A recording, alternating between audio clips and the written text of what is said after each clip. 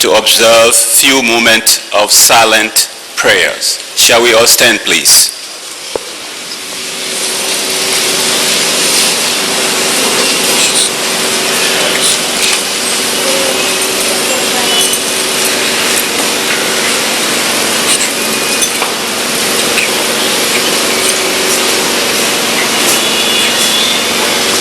Thank you very much, and we ask you to please remain standing. Please remain standing and let's administer the oath.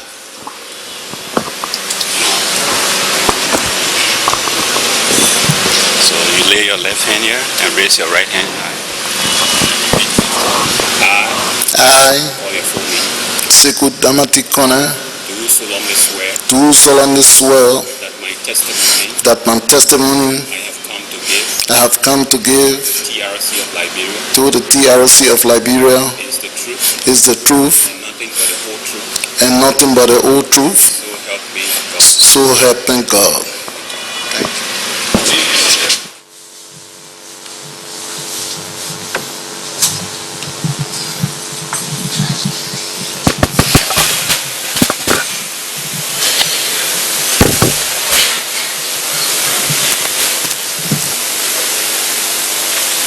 Mr. Witness, good morning and welcome.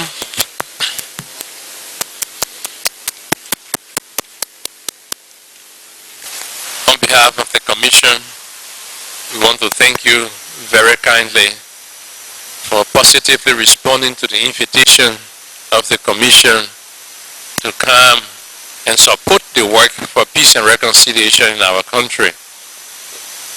As you know, after a very long period of conflict, the parties to the Accra Agreement, of which your institution was a signatory, agreed that Liberians should have the opportunity where we can freely express ourselves, review the past, learn from the mistakes of the past, and then find a way to move forward.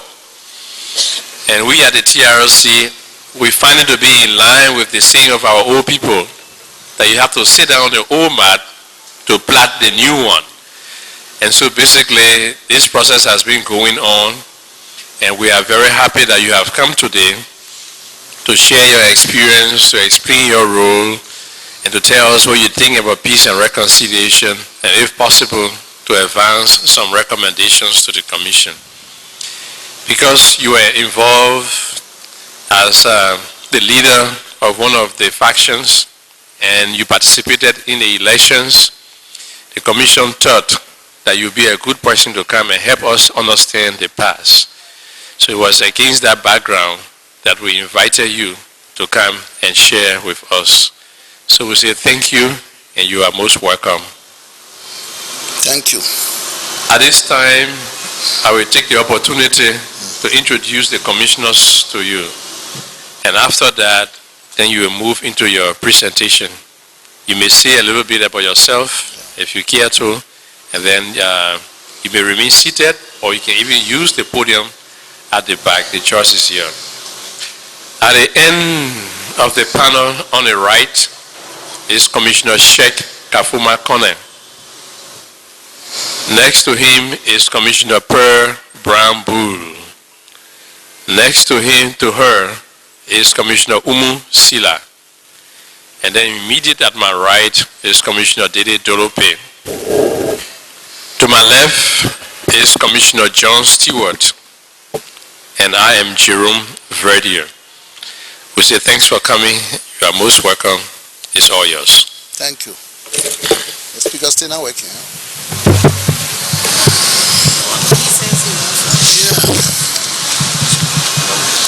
Yeah, I think that.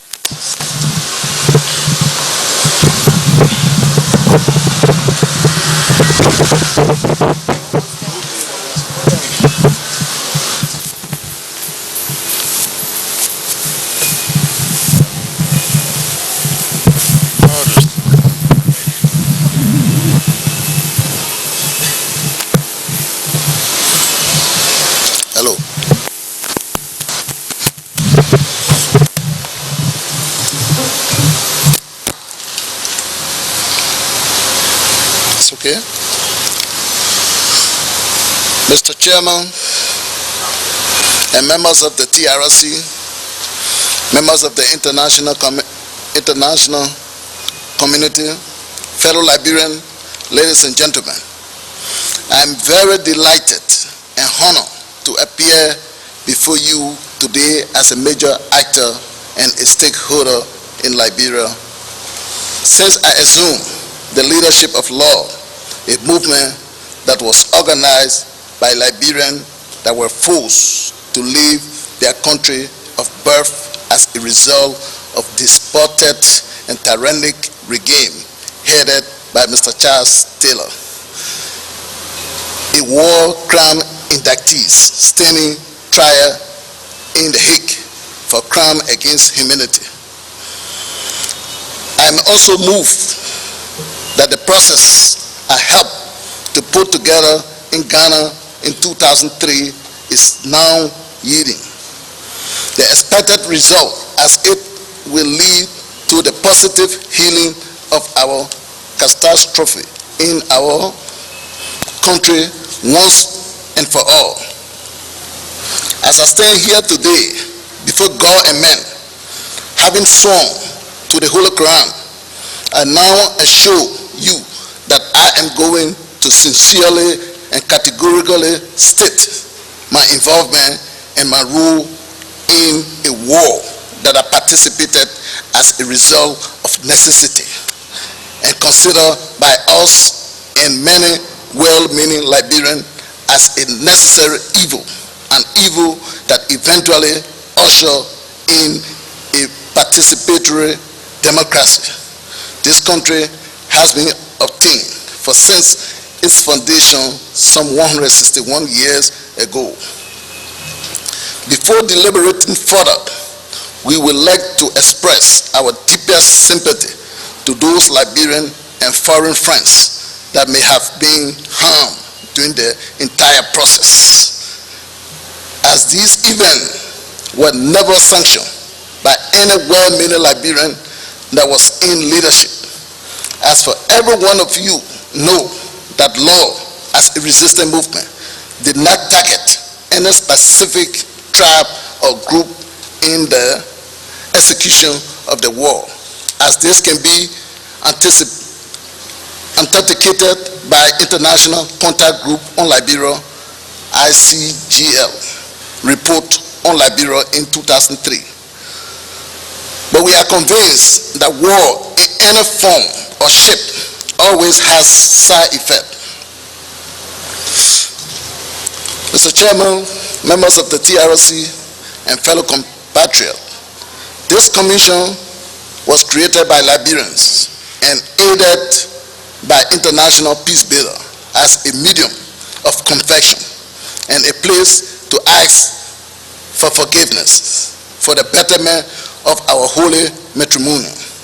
As I stand before you, I am under obligation to say nothing but the truth and set the record straight, as opposed to a previous speaker who gave distorted information about himself and the organization.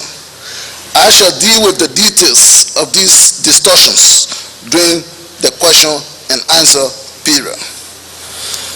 On the 1st of December 2000, the fighter of LURD, under the command of the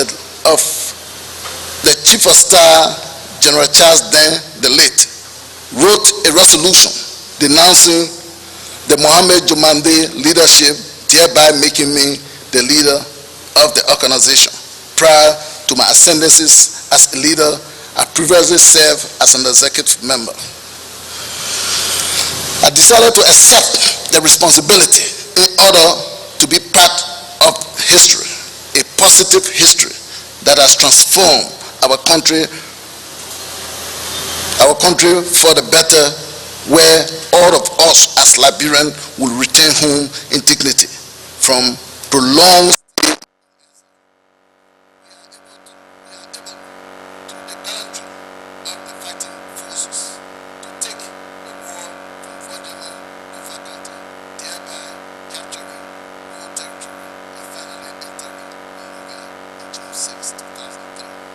subsequently forcing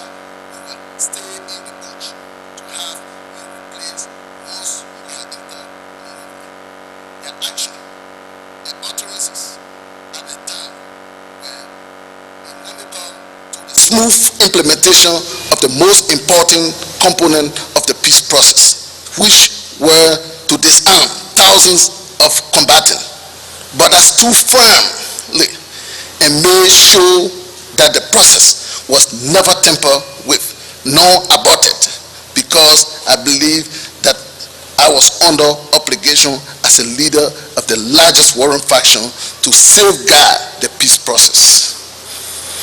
Mr. Chairman, a member of the commission, of this commission, we did not join this war for personal aggrandizement, but a means of truly liberating our people from continual hardship that was almost like a way of life under Mr. Taylor. Even during the height of the war, I received an invitation from Interfaith Mediation Council of Liberia in collaboration with their counterpart in Sierra Leone to attend a peace conference in Freetown. But due to the intensity of the war at the time, I sent the Secretary General on the organization, the Secretary General of the organization in person of Mr. Joe T. Bala, who ably represented us at the meeting and reiterated our position in that conference that once Mr. Taylor was out, we will definitely unconditionally stop the war, which was our modus operandi. Finally, we would like to reiterate our sincere apology for fraud and on behalf of all well-meaning Liberians that were in leadership during the entire crisis period in our beloved country. Again, our apology to those that may have been hurt during the struggle, as there is no gain with our pain. I now conclude and submit this sole confession to you and the Liberian people, and the statement constitutes nothing but the truth to the best of my recollection. You may now give your question and I shall be prepared to answer them if you wish. Thank you.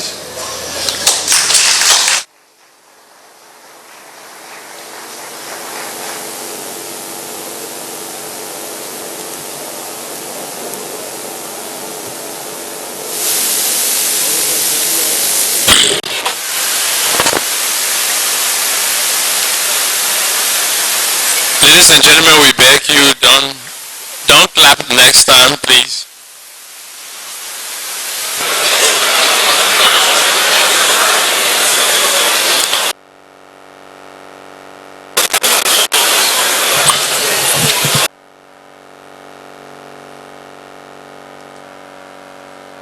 Mr. Witness, I want to thank you very much for your presentation, which underscore the very important role you play in helping to bring peace to Liberia as leader of the now defunct LURD, and how the objective was to restore democracy and see the exit of former President Taylor. And at the moment that happened, LURD dissolved itself, and you authorized all the forces to disarm and surrender all the heavy weapons to ECOMOG, or the force at the time. I want to thank you very much for coming and for making this presentation. Commissioners will ask you questions. You're welcome. Okay, some of the questions will be meant for you to throw light. Some of the questions will be meant to understand in more details what happened. Some of the questions will be for clarification. But to begin with, can you tell us a little bit of Charles Dent? Who was he? Where is he now, if he's still alive?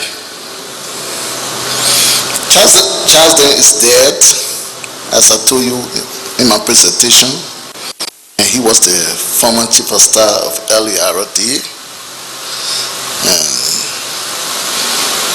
He's the one that even wrote a resolution asking for my leadership. I met the structure there, and as you know, he had previous leader. So.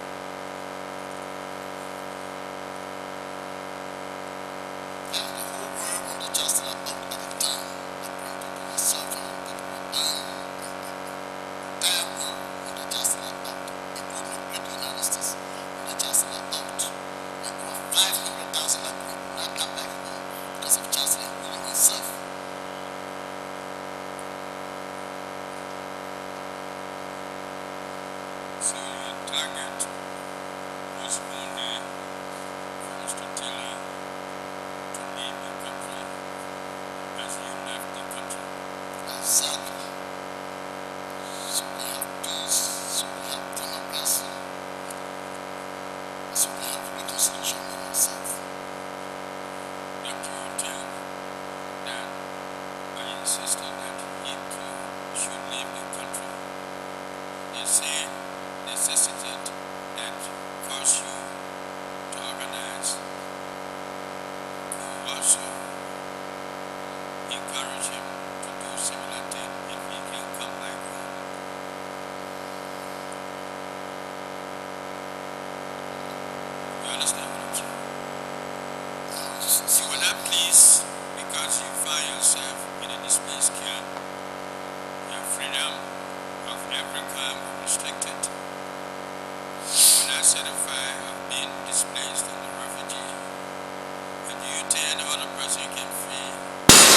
certified as displaced or refugee the same way? Yeah, but why would somebody think that way if everybody is free to come to the country and there's no, we don't have problem, we have democracy in place, we have a peaceful nation, and why would anybody think that they're being stopped from coming here? Everybody is free to come to their country.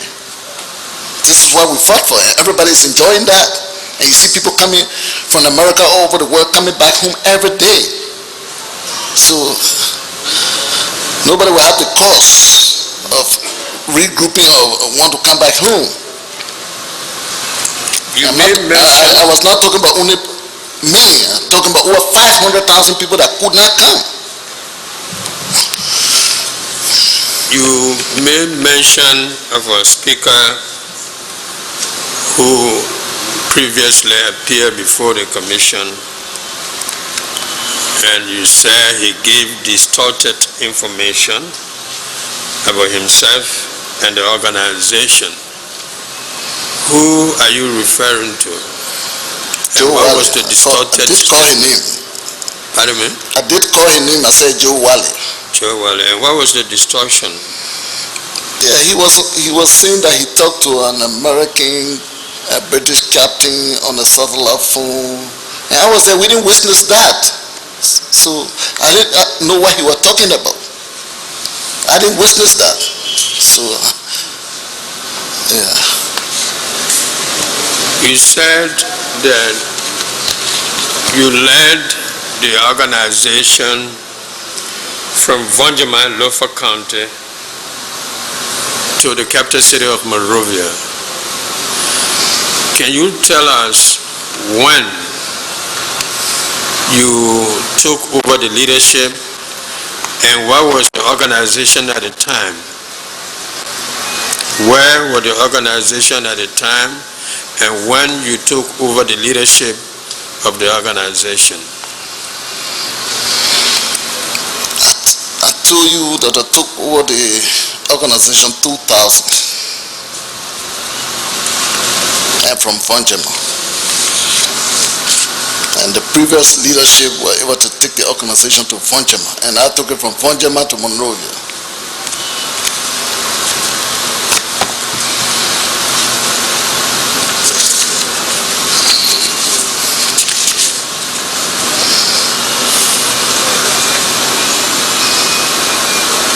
You also said that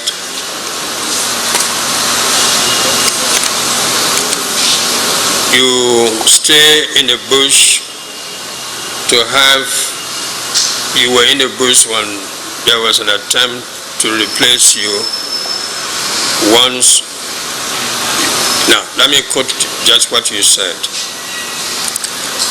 August 22, 2008, when Mr. Joe Wallet appeared before your honorable body in this same hall and said that they planned while we were still in the bush to have me replaced once we had entered Monrovia. Their actions and utterances at the time were inimical to the smooth implementation of the most important components of the peace process. Are you saying that the plan were correct, that the intent was to remove you from office but was inimical to the process? Exactly so. What would be the reason of changing a leader when the war is over, when we are in Monrovia, when we are discussing disarmament? And people went against me only because I was on track. People went against me only because I wanted peace and wanted the democracy and I wanted disarmament, and people didn't want that.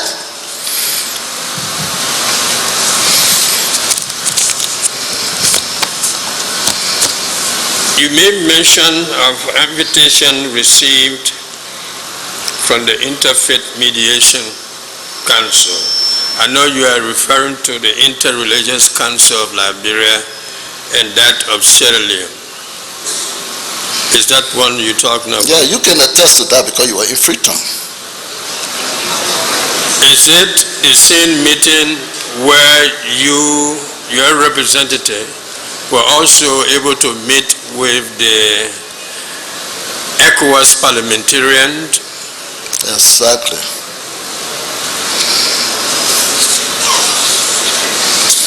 And our position will be very clear. There are many areas where finger of accusations have been pointed at as acts perpetrated by your organization.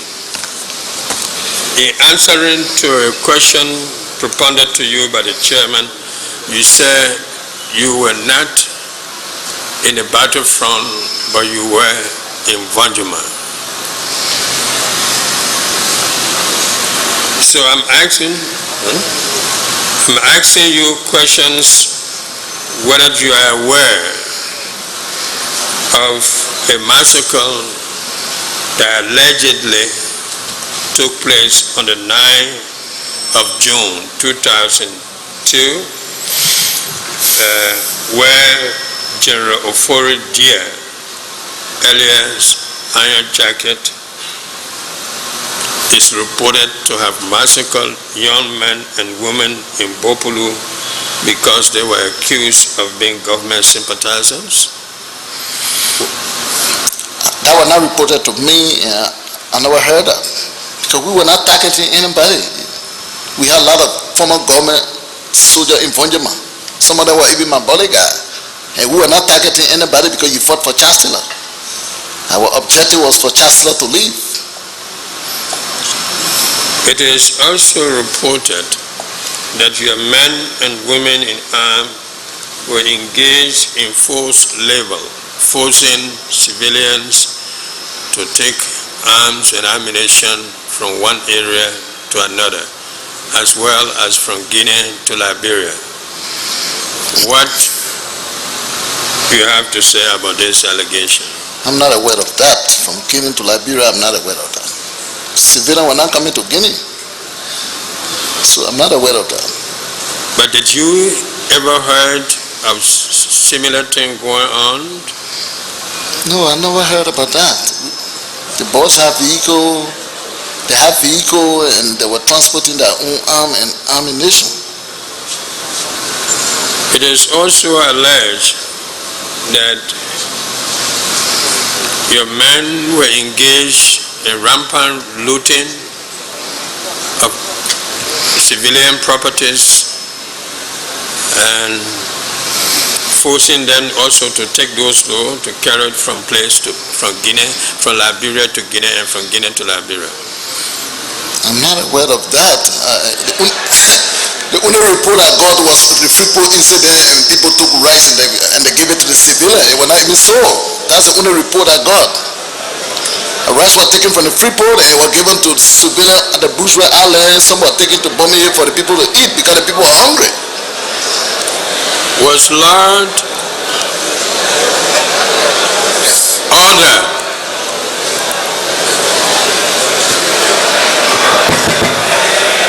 Hello, audience.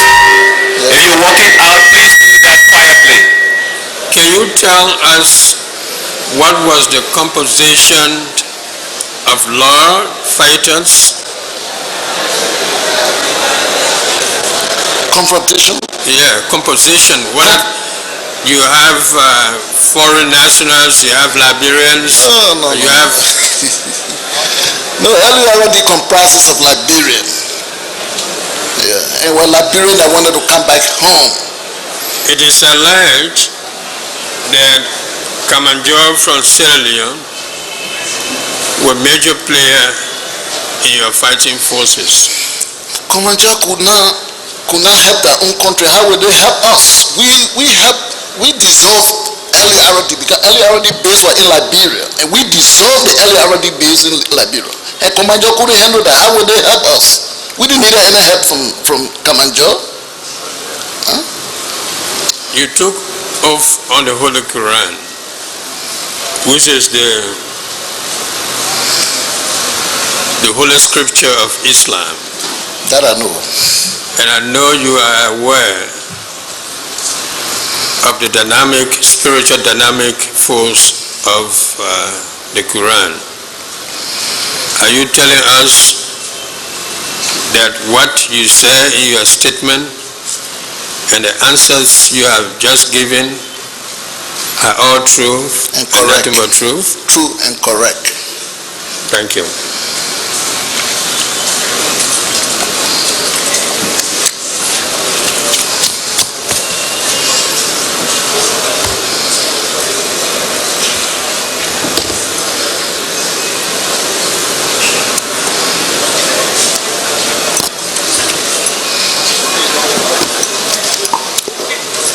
Mr. Damate Conneh, good morning. I'm Commissioner Pearl Brown Bull. You said you joined LURD as a leader in 2000, but from our information in the first, one of the founders of LURD, they told us how you became the leader. There was one, Mr. Chumande. Are you aware of Mr. Chumande? Yeah? Yes. He was one of the leaders Yes, first, and you yes. succeeded him, right? Yes. Can you tell us a little more about Mr. Chumande, who he was, and what role he played with LURD in the formation? And could you please tell us? Yeah, I won't tell you much. Jumande is alive, and I think he's available. And I can tell you I succeeded him. That's all you know about him. Yeah, he... Okay. Yeah, that's all. You are aware that he was one of the brain in terms of bringing in the money? Yeah, he didn't bring money to me, but he brought money, I think, to the organization. I wasn't chairman at that time. Yes, but the organization is not Sekou Damate Conneh. Yeah, but... We want to realize that the organization made you. Yes. You're aware of Asha Conneh? Yeah, I know Asha Conneh. Who is she? And what relationship she bears to you and the organization? Say that again.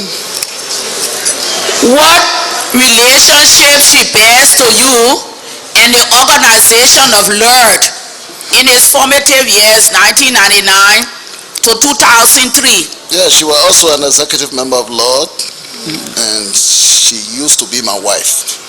Okay, she used to be, so you know, Lord, she's your ex-wife. Yeah, she's my ex-wife. All right, the facts revealed, and that's why you can say whether or not that it was Asha Conneh who gave LURD money and support that the organization of LURD, the top people wanted LURD, wanted her to be the leader.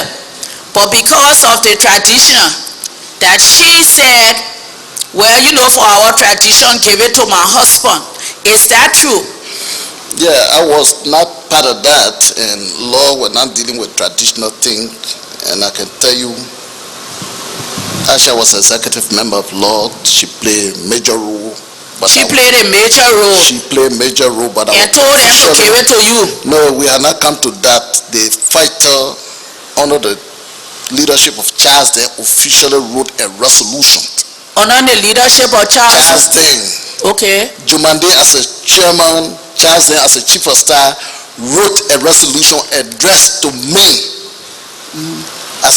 appointing me as chairman.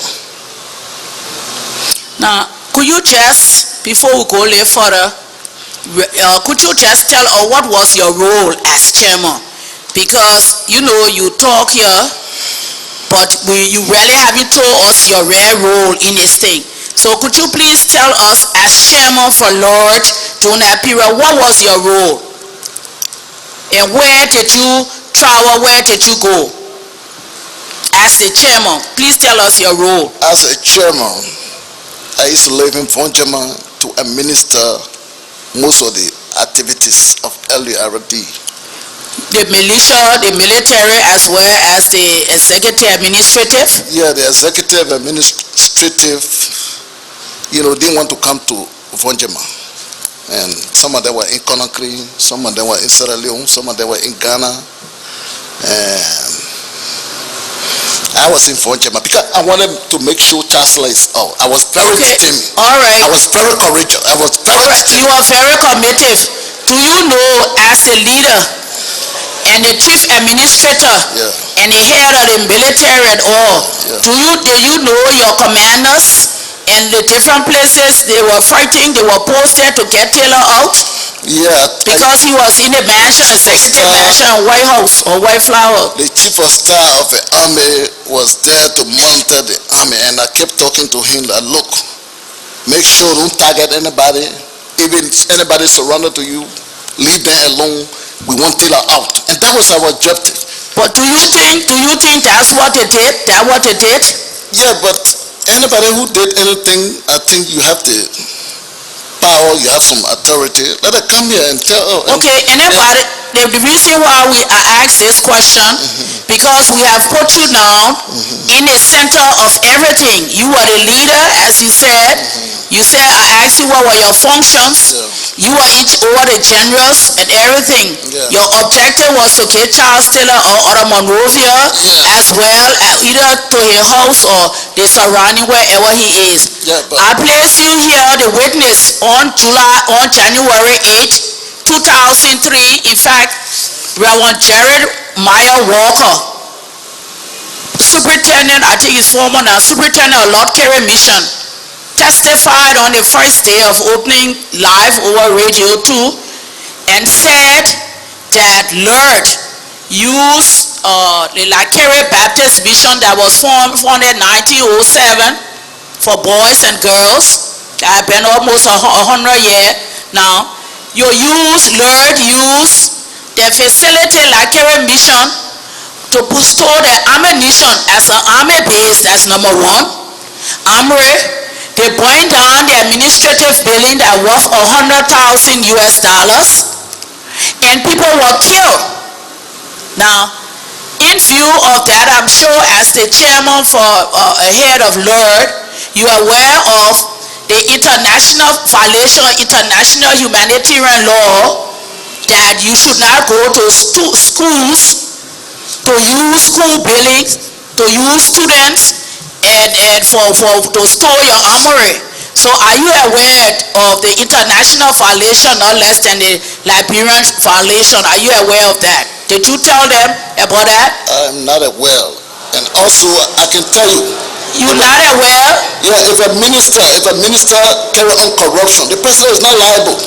Okay, he brought us photos. Mr. Damate, Conneh, my photo. He brought that your photo.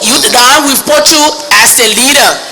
You came here and you said you were the leader of LURD, and you gave the period for which you served, and you gave what was your objective. He presented to us pictures of the place. He presented the skulls. And the administrative building is down. Not only that, he presented also the letter that he wrote you that was published in the newspaper for public knowledge. Was that in the country? He had a letter that you are writing now. I'm saying to you, this is your first time hearing it. I didn't receive that letter. Is this your first time hearing that? It was never reported to me. I'm telling you, the chief of staff would be the best person. I haven't been to Lakiri, and nobody told me that. The chief of staff would be the best person to explain that. All right, the chief of staff would be the best person for the liability for you who they had, and you enrolled for it. They never heard about it. The head will not always be responsible for everything. Everybody is answerable for your own thing. The president is not responsible for minister mistake. I submit to you, Mr. Conneh, you just proclaimed that you were the head of LURD. Audience, please. You gave the period and LURD came to put democracy into place, and everybody had their own function in the organization. This was not a dictator organization. Everybody has a right, everybody has a function. We have an executive member that take decisions together, and nobody can answer questions for nobody in this organization. And we fought for democracy, and you know, when you introduce democracy, you don't impose anything on somebody for somebody else. Democracy is different from the rule of law. Yeah. All right. Your chief of staff may be responsible, whoever responsible, but they have something called the principal and the authority. Okay. The next. But who knows whether that place didn't get burned in 1990? Is there any proof? That why the chief of staff is the best person, because I wasn't there. A war being lottery around here since 1990. Mr. Conneh, Yeah. the thing there, the property there, and he brought pictures, and if you say this your first time hearing, Yeah, I'm it's not aware. unfortunate that none of your people told you that since January 8 when he testified. Secondly, we observe also a witness testified here in this Centennial Pavilion on who is say that LURD had a marking game, and the location where they testified where it occurred, and even one of your, that's why I asked you whether you know your generals and you know your officers, because if you know your officers and if they tell you something, you'll be able to say that is my officer. Not anyway, that the LURD rebels attacked Artington and put most of the residents outside of their houses. The rebel told them to play a game with their lives. He said they were going to prepare a paper, and anyone who choose will be a lucky ticket. That means if you choose one number, the odd numbers, that means you will die, they will kill you. If you choose the even number, then they will mark you. So they ask you to mark you so they can go to show to Taylor what law has done. So this particular witness got the number to mark, and the marker on her chest, all over her chest deep, and she sat right there and testified and showed the marks. You know, the camera took it up and it was live. So are you aware of that? And the person who did it was one cassette from LURD. Even she was able to identify one of the persons who did it. So are you aware that your people were also playing these games of marking people, and if you take odd number, they will kill them? I'm not aware of that. And it's so good she can identify the cassette, and cassette will be the best person to come there and testify that.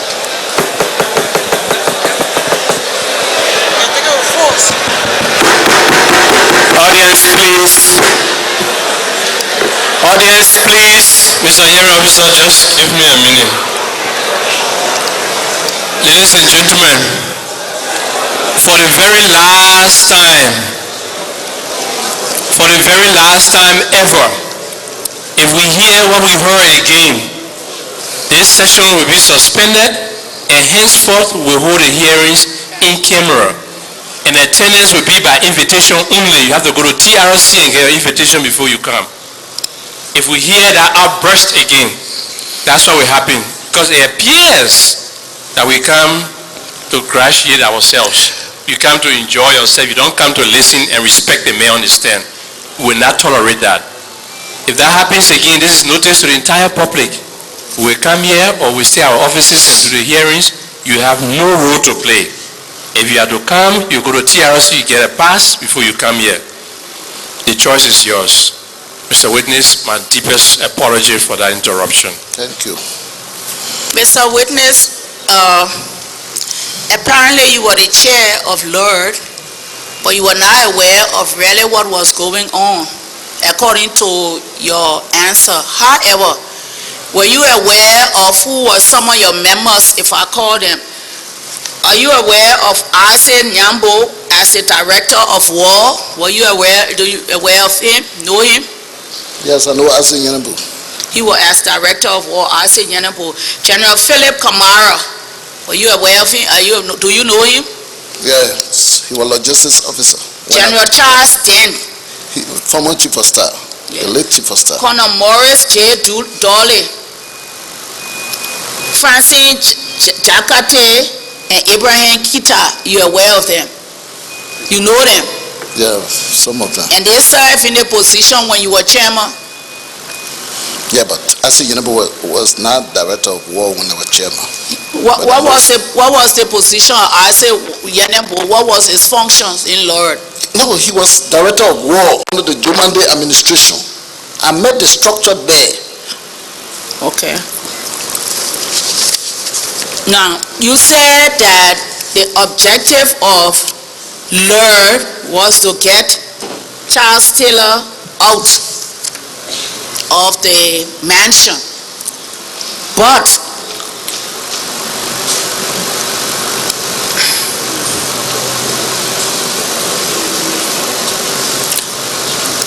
Mr. Joe Wale, in his paper, he gave that as an movement, and he also said something as not to get Charles Taylor out. Was that the only way you felt, or your organization felt, that he could leave the mansion, by having war from Foncheman, coming from Foncheman and the list of killing people in Foncheman, coming down, passing Monrovia, coming the other areas, and you still didn't get him out with the guns? I used to live in Foncheman. I didn't witness any killing of anybody in Foncheman. And the people of Foncheman can come here and attest to that. I used to live there, and nobody was killed in my presence there. And I even spend my own money, open school for the children to go to school, free education. What year? And what's the name of the school? Even one time the principal came to me and said, at least, Mr. Chairman, the school is free. Let the people pay registration fee. I said, nope. I will bring books for them. I will bring everything that you need. Don't bother nobody. And we were doing those things just to, keep the children in school. And we wanted, everybody in Liberia knew that every other effort was made to get Chancellor out. It failed. And we wanted to come home. We were desperate. We were feeling comfortable nowhere, but wanted to come back home. And that was the problem. And we're either by force or by peace. And we are home. Everybody's happy. Every Liberian is happy. And we're given a rousing welcome. And we should be thankful. We raised our life to have all of you here today. No, it is a Chancellor regime, you will never come and sit here to do anything like this. And these are the things that we're fighting against. At least we are happy you can come here and say what you want to say and go free. You can even say anything to the president. People been telling things against the president and go home and sleep free. So we are all happy. We have true democracy in this country. That shows to us that we have peace. Now we are working on reconciliation because there are other matters that people got to reconcile after war. People went against one another. People take people property. There is land dispute all over Liberia. Even myself being involved in land dispute in Pinsville, a big problem. So those are some of the things we need to start working on now. And LURD with the leadership need to be thankful. Mr. We should be awarded, not with money, but we should be awarded in this country for bringing total peace and democracy in this country. And this is how I feel. Thank you. Mr. Damate, Yeah. Mr. Conneh, reconciliation without justice, without repentance, we're all asking people for forgiveness, for killing all the peace that you say we have. Many people lost their mother, their father, their children, their home, their property, while others just say, come here. So you say, as a result of the war, this is why we are sitting here. The purpose for us here to sitting here is to investigate. We call for that. What happened, and we are happy you are investigating. What happened, and to find the antecedent, what caused it, and what we should recommend. We're supposed to recommend amnesty if they ask for forgiveness only, if people ask and qualify, and to recommend prosecution. But when there have been violation of international humanitarian law, under humanitarian law, certain things you don't do, we cannot give amnesty. So we want people, it's not say we just come and people tell their story. But these are the facts, and especially those who say we should be happy. We really should be happy because we here. Yeah, but anybody and there are other people who went against anybody can come here and call the person name, and the person should be invited to say why you did this to the person. It was not our objective, and we did not sanction that. And I wasn't part of that. You see, it's very clear. And the people of Liberia, we didn't bring missionaries to this country. And I told you over and over, in fact, I met the structure there. But I was very determined because we wanted to come back home. Every Liberian SI was a member of the LURD. And the people were very concerned. They wanted to come home. And you know, nobody could preach anything against Chancellor in this country. If you were here, nobody could say anything. So that was the gun was the only thing that could say something that he could hear. Yeah, because it was a police state. People were ruling people with guns, so we got to come with guns. In your frank opinion on the Quran, do you convincingly can say that it was the gun that brought the peace to this country now, and your gun, LURD gun? I wish the gun was going to take Chancellor from here. Chancellor, who could take it from here? Nobody. Even the great United States couldn't take the man from here. They were not going to bring gun. George Bush too, whether he said Chancellor should leave, he never left. That the pressure took him from here. That the pressure, because he knew that we were coming. And we were very close to him. So he had to leave. He didn't have option. A member of your LURD said you were just there, and you, of course, you were at the conference, and just to get you on the way, they got some invitation for you to go to Italy and see Europe, so they could do what they could properly do. What do you have to say about that? Were you just a figurehead? Before I became, you knew what was going on. Before I became chairman of law, I went to Europe over 10 times. I used to sell used car in Monrovia. I went to Europe over 10 times. And when the delegation went to Ghana, I didn't even go. I went to Bonjama. I sent the delegation there because of issue that couldn't be resolved. And demands were made from the delegation. Upon that, I was sent for. And I went there, I told them, no, that was not our objective. I'm prepared to sign the accord in a precondition. And that's what I went to Ghana for. And after signing the peace accord, we had an invitation to go to Italy by an organization that was dealing with conflict resolution. And they sent for us. And they wanted to know whether sincerely the accord was signed. And that's what I went there for. I didn't go there for fun. I didn't go for anything. We were officially invited. I didn't go there alone. And from there, the conference in Ghana was over. I went back to Conneh and I came to Bomi Hills. What do you have to say to this by Joe Wally in his presentation to us, his documentary presentation?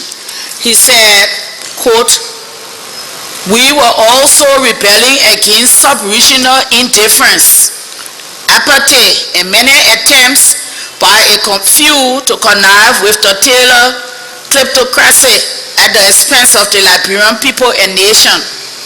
We were rebelling against illegal malicious slavery, financed and armed by the Conneh from Tripoli and Middle Eastern and European mafia groups in the West African sub-region." The LURD. I don't know about that. Maybe I wasn't the chairman at that time. Let me tell you, it was started when I was in Monrovia. The first cross-border attack, the second cross-border attack, I was still in Monrovia. I left Monrovia 2000. So things that Joe Wally telling you about, I didn't know Joe Wally in my life. I met him in Conneh 2002 when I went there. I didn't know him from nowhere. And I was never a member of NPFL, I was never a member of ULIMO. I have never been a member of any faction in this country.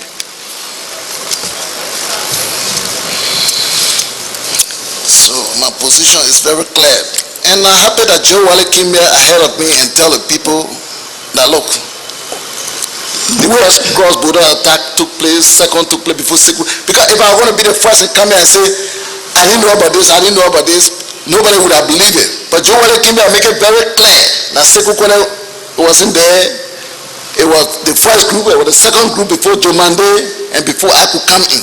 So this is why there are a lot of things I didn't know about the formation. Even the name, everything when it came about, I was saying Monrovia here. Do you consider LURD as a warring faction?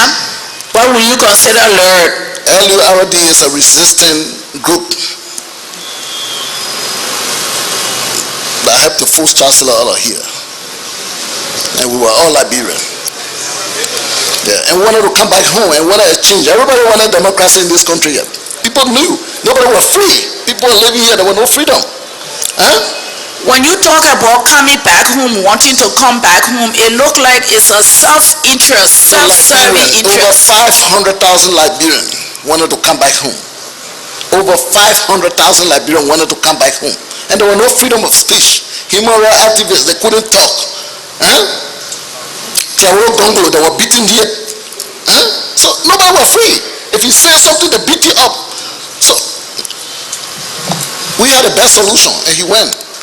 Will you say whether LURD was founded in Guinea or Sierra Leone? I don't know. Or where? I don't know. I didn't have interest in all of those things. I just wanted Chancellor out.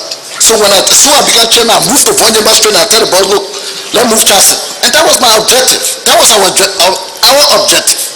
I didn't have to investigate all of those things, where those things were funded. That's not government will bring it. We just wanted Chancellor out. And as soon as Chancellor got out, I was even tired. So I was happy. You know, when Chancellor was indicted in Accra, and when they released the Ghana government, I got vexed because I wanted the war to be over. I was tired. I'm not happy to be in Bush. I was not happy to be in Bush. We wanted to come back in Monrovia. And that's our objective. Mr. Conneh, Yeah. since Charles Taylor left 2003, there's several Liberians just in Guinea and in the other sub-region. So your suggestion that you wanted to come home and many to come home, so what will happen now for the others to come? The government got to work hard for the people to come. The Ganta Hapo Highway, they got to be paved. The Banga Medekoma Highway, no road. It's raining. The people are too expensive to bring them back. Development will bring the people back. We all got to work together and bring development for the people to come back home. Some people don't have shelter. The rain is falling. And these are the things we need to do. We need to work hard. Development is what will bring the people back. Because some of them have their own place, they are living there, and they are wondering where they're coming to live and where they're going to start from. The international community need to be part of that. When the people left, the time they left, the roads and the way in which they left were better than now? Yeah, living for them to condition. return? When there was no war in this country, people were living on their farm, their villages, and at least they were happy. Because they had, must say, you know, when I heard about 1990 war coming from Butuo, I was confused. I said, what are they talking about? You know, I didn't leave the country. I was here. And I started wondering, what is this? Until the people can get at the red light, I was there. And, you know, I was packing my things to leave the country, and I was having prayer by myself. I said, God, can you keep me here and I see what is coming? And you know, definitely my prayer will answer. And I was packing my things. My car was filled to leave the country, but every day I would postpone, every day tomorrow, until finally, July 2nd, Peaceville Railway was taking over. I was there, and I went to Ominga. I stayed 3 days, 3, 4, 5 days in Ominga, and I went with one of my auntie, with a grandchild, and the auntie was killed in my presence. And when I come in, let me just leave that small story. So when the auntie was killed, and I knew that, I knew that it was something serious. Because when I got out, I thought it was a fun. So when the auntie was killed, the next day, the NPFL soldier came to our Ominga and said, look, those soldiers is coming. The place is not safe. You move. And everybody was forced. Over 10,000 people were forced to go to Fender. I was among the group. We all went to Fender. And when I got to Fender, in the night, I was looking for one of the classrooms to go and stay in. When? Especially the academic building where they had the offices. I wanted to be in one of that place. While looking around to get a place to sleep, I was arrested. Yeah. That's the next question I'll come to ask. When you left Liberia, why you left Liberia, and why were you in jail, arrested?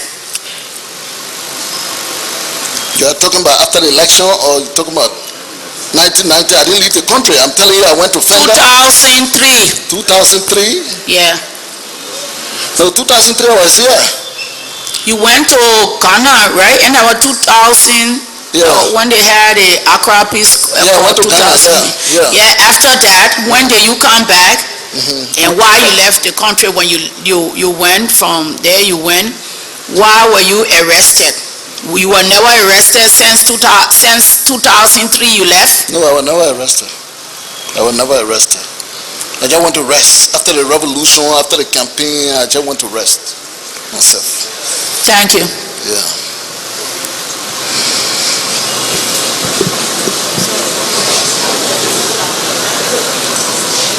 Thank you very much, Mr. Conneh, for responding to our invitation to come before this commission and make the contribution to the process.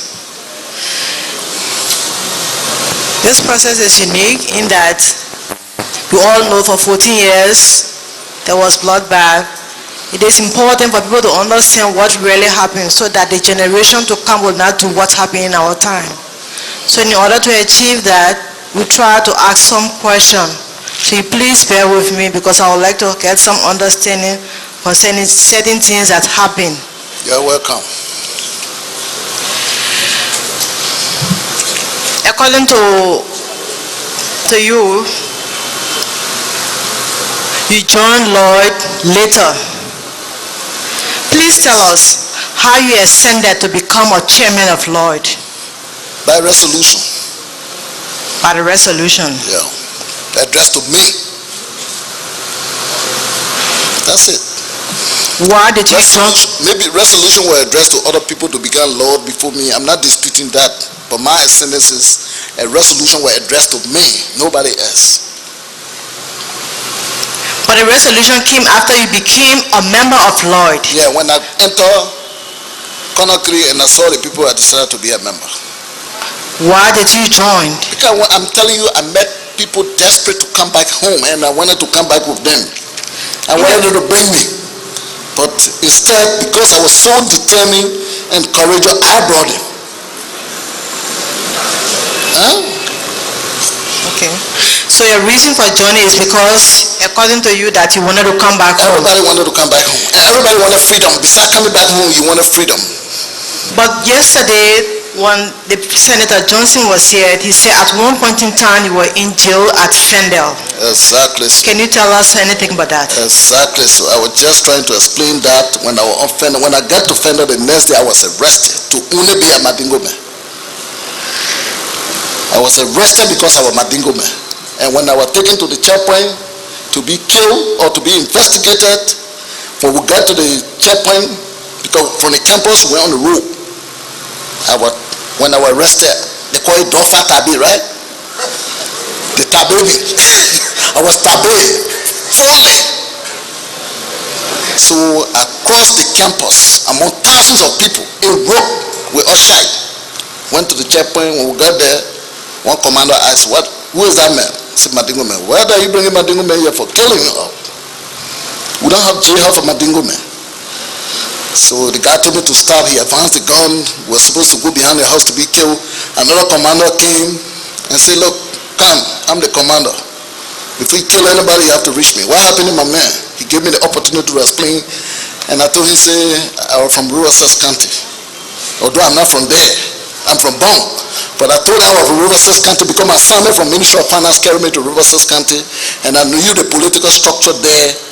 And I know the administrative seat of government there, so I told them I was from Riverside. I couldn't tell them I was from Bong for some reason. I can speak the Pele and I'm from there. But whenever you tell them you're from Bong, they want to know whether you've been to Poro Society. And I didn't go there. So I was afraid of that, and I told them I was from Riverside County, and I don't speak any dialect in English. But your people, I told the commander, your people want to kill me. We demonstrated that Monge should come down.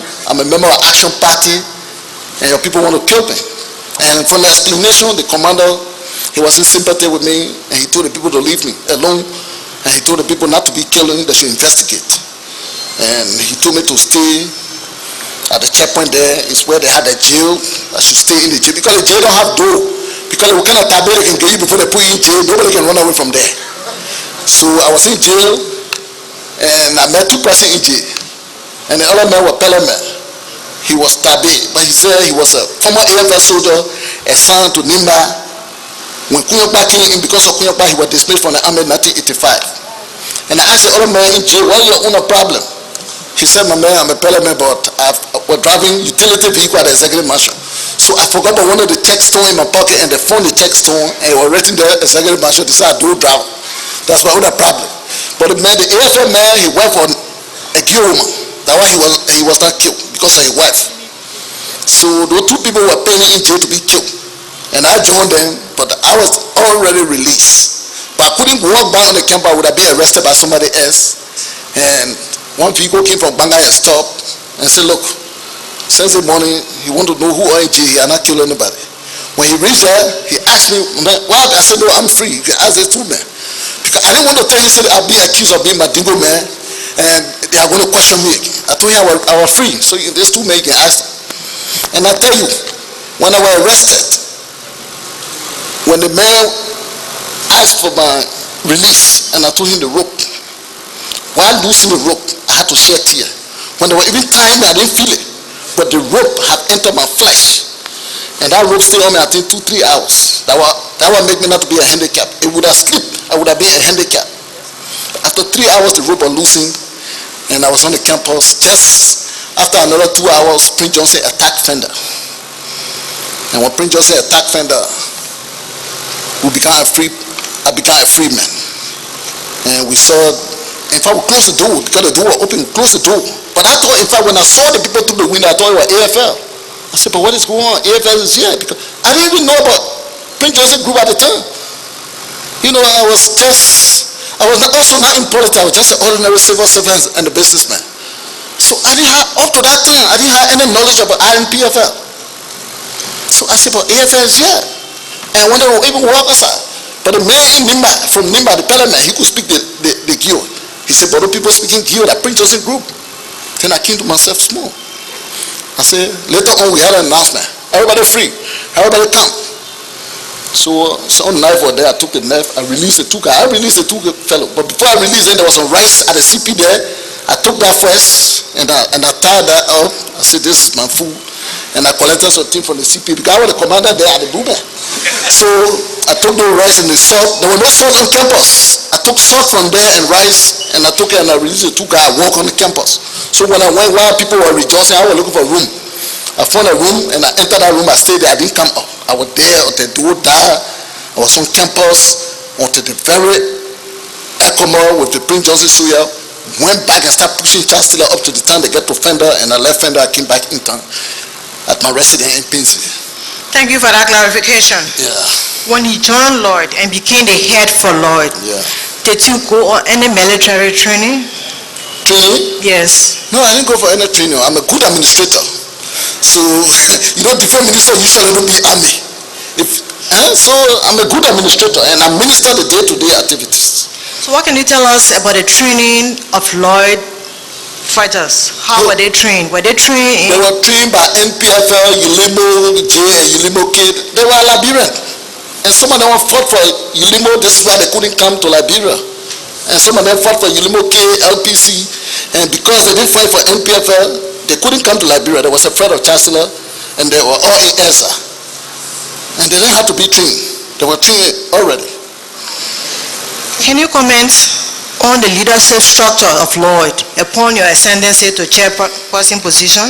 Yeah, but the structure was already there. We had an executive member and we had a military structure, and I was the head. You the military structure? No, I said you had a military structure. They headed by the chief of staff. So what's the name of the chief of staff? Charles Den, the late Charles Den at the time. And after Charles Den? Yeah, Sayo Sharif. Sayo Sharif, deputy chief of staff. You said Shai Sharif? Yeah. And he led the revolution to Monrovia. He led the revolution in Monrovia? Yeah. Next to him? Ofori Dia. Ofori Dia.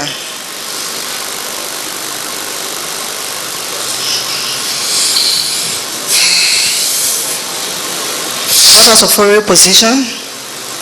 He was deputy chief of staff. So later on,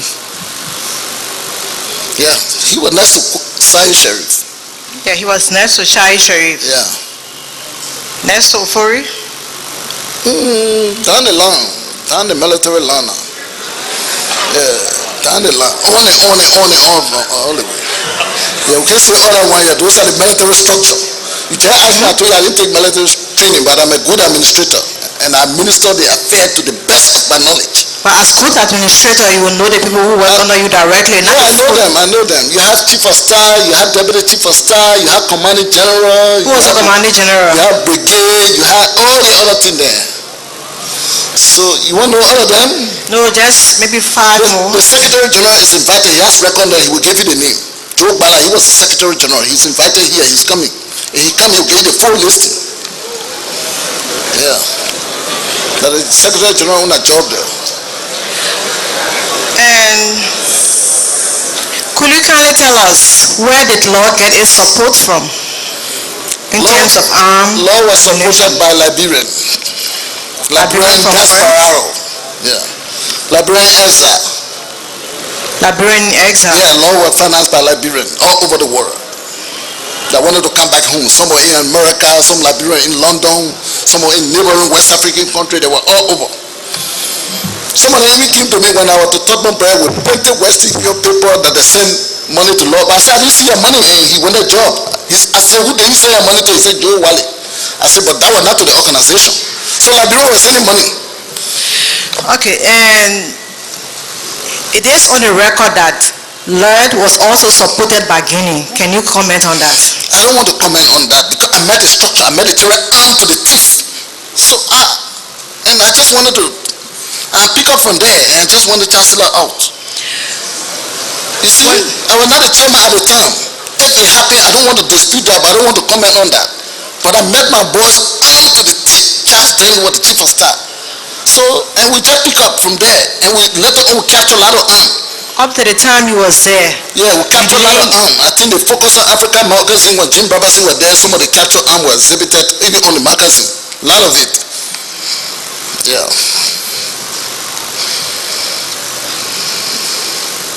You said, when I asked you a question about the recruitment of fighters, you said it was from NPFL, Unimo fighters. The training, yeah, they were trained from there. They trained. We didn't train anybody.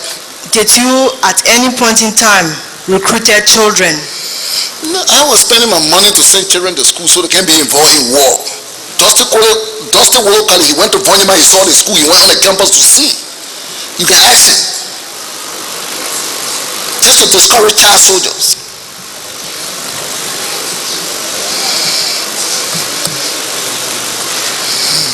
What will you say when you are asked to comment on the violation that happened in your control area?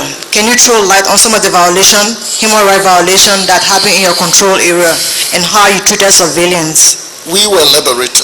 I can tell you, if I tell you how I treated the civilian in Vonyama, I wanted to come and attest to this thing that I'm telling you. Because my food in my house, I used to take it and give it to civilians. They were my people. I had a clinic there for my soldiers. But I later asked the civilian to go there and take treatment. And you know, the chief medical officer came to me that, look, the people that are coming for treatment, if they're not buying drugs, registration should be $5, Liberian dollar. I said, no. And you know, one time I traveled, when I came, one old man brought a complaint to me that he wanted to take treatment. I asked him to register. And I called a medical officer in the old man present, and I told him he was dismissed. For asking that old man for $5, he was dismissed. And I told the deputy to take over. And you know, the very old people in the town, it was their own son. Because I didn't know the man from nowhere, he was a lumber man in the town there. The very old people came back together that I should forgive him. I said, okay, but next time, don't take the money from the people. I'm buying my drugs, I'm bringing my drugs. If the people sick, treat them free. And the school is free. I used to travel and bring copy books. One time I saw one prominent Liberian in Conneh. She was a lady, she said she don't support war, but since I have school there, it's a gift for the student. And she's not part of war, and I was happy. But it's not the president. Let that be clear, she was a lady. Well, during the hearing, because during the first phase of our hearing process, we visited all the 15 counties, and witnesses came before the commission who testified against LURD, saying that they were used to transport arms from one place to another. Whenever they say they are tired, they will be shot. Shot? Yes. I don't want to clarify on that much. I didn't go above Vonyama. And those children, I don't want to clarify on that much. But you know, LURD, we were not even killing enemy. How can we kill somebody that's transporting goods for you? And the boys in Vonjama, all the former soldiers were there for NPFL. We didn't kill none. There's a lady that came from the bush and told me, say, look, my husband, some kind of name, they have some kind of war name for chancellor people, and the lady came, she said, my husband is in the bush. And she came from the bush, the first time, I gave them clothes, I gave them slipper, and they went back. And I told, the chief of staff told me they had a G2 in Vonjama. And the G2 said, before anybody go on your farm, you should go get pass. I said, no. When I get to know about that, I stopped that. How can somebody get pass in your own country? I said, no, I don't want to hear about that. When you travel to Guinea, you can go first your G2 to the border there. But Liberia, on your farm, leave that. And the G2 men were telling me, say, these people go and meet chancellor people. I said, but what's wrong with that? They are not enemy, they are Liberian. So the lady came, and the way they were taking care of, they went by in the bush, they told her, they came, they brought all the ladies in the town.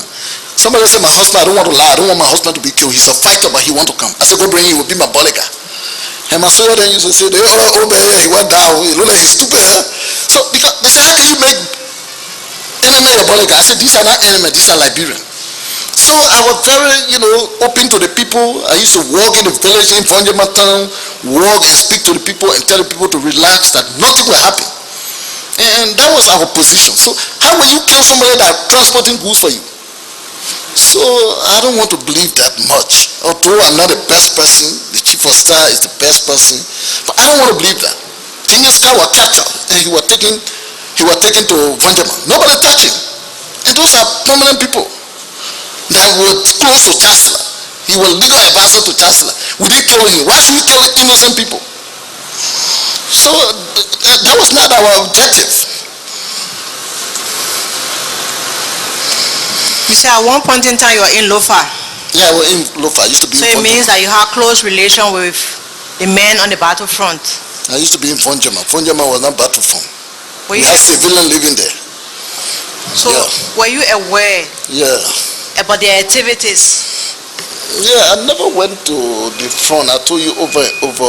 Those are military training. I told you I didn't take military training. I would go on front line. I couldn't go on front line. I don't even know up to now. Anyway, I don't want to disclose that, but I tell you, we were focused and we had an objective to get Chancellor up. And that was the mission.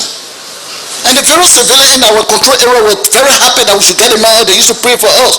We had a mosque, we had churches in Vonjama used to come pray to my house every morning, and that God should give us the power to remove Chancellor. The very civilians that tell you this thing. They used to come pray.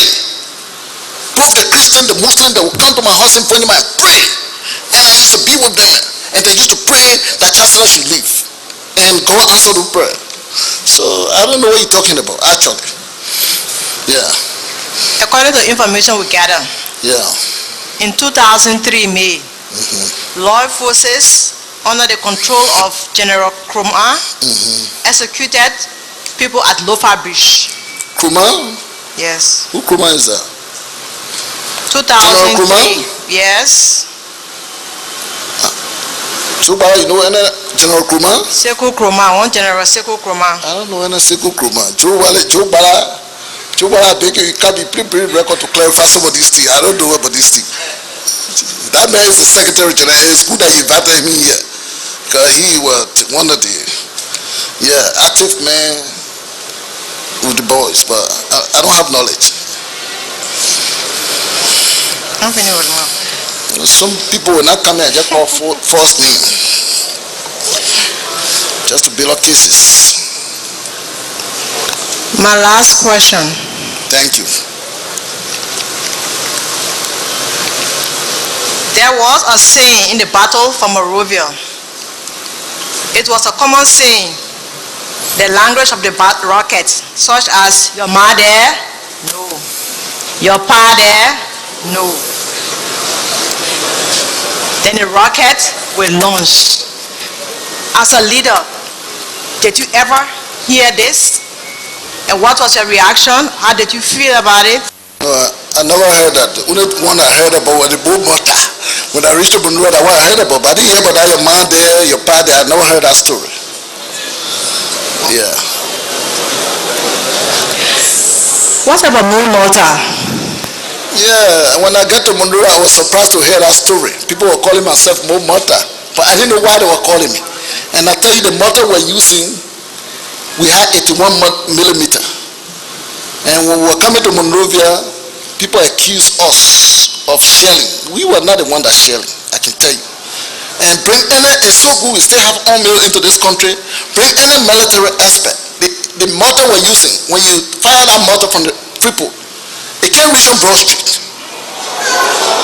So, you see, Chancellor had the mortar planted in Monrovia just to make us ugly to the international community because he was under pressure to do it. He could do anything. And people were not understanding that and were reporting that on the BBC. We were not the one that is shelling the mortar. We didn't have any mortar that could travel that distance. We never had it. The army is there, the record is there. And the people were just, we had mortar, but it was not used for shelling because we wanted Chancellor out.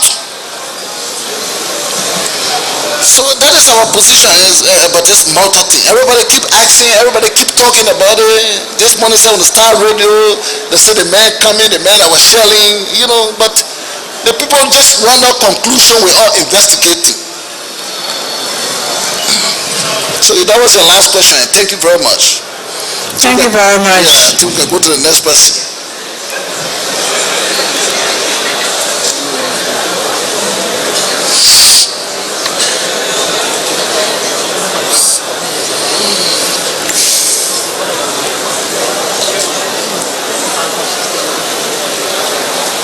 Hello.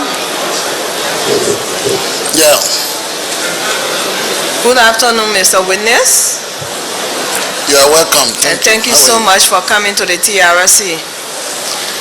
I have few questions, and I hope you have the patience to bear with me as I ask them.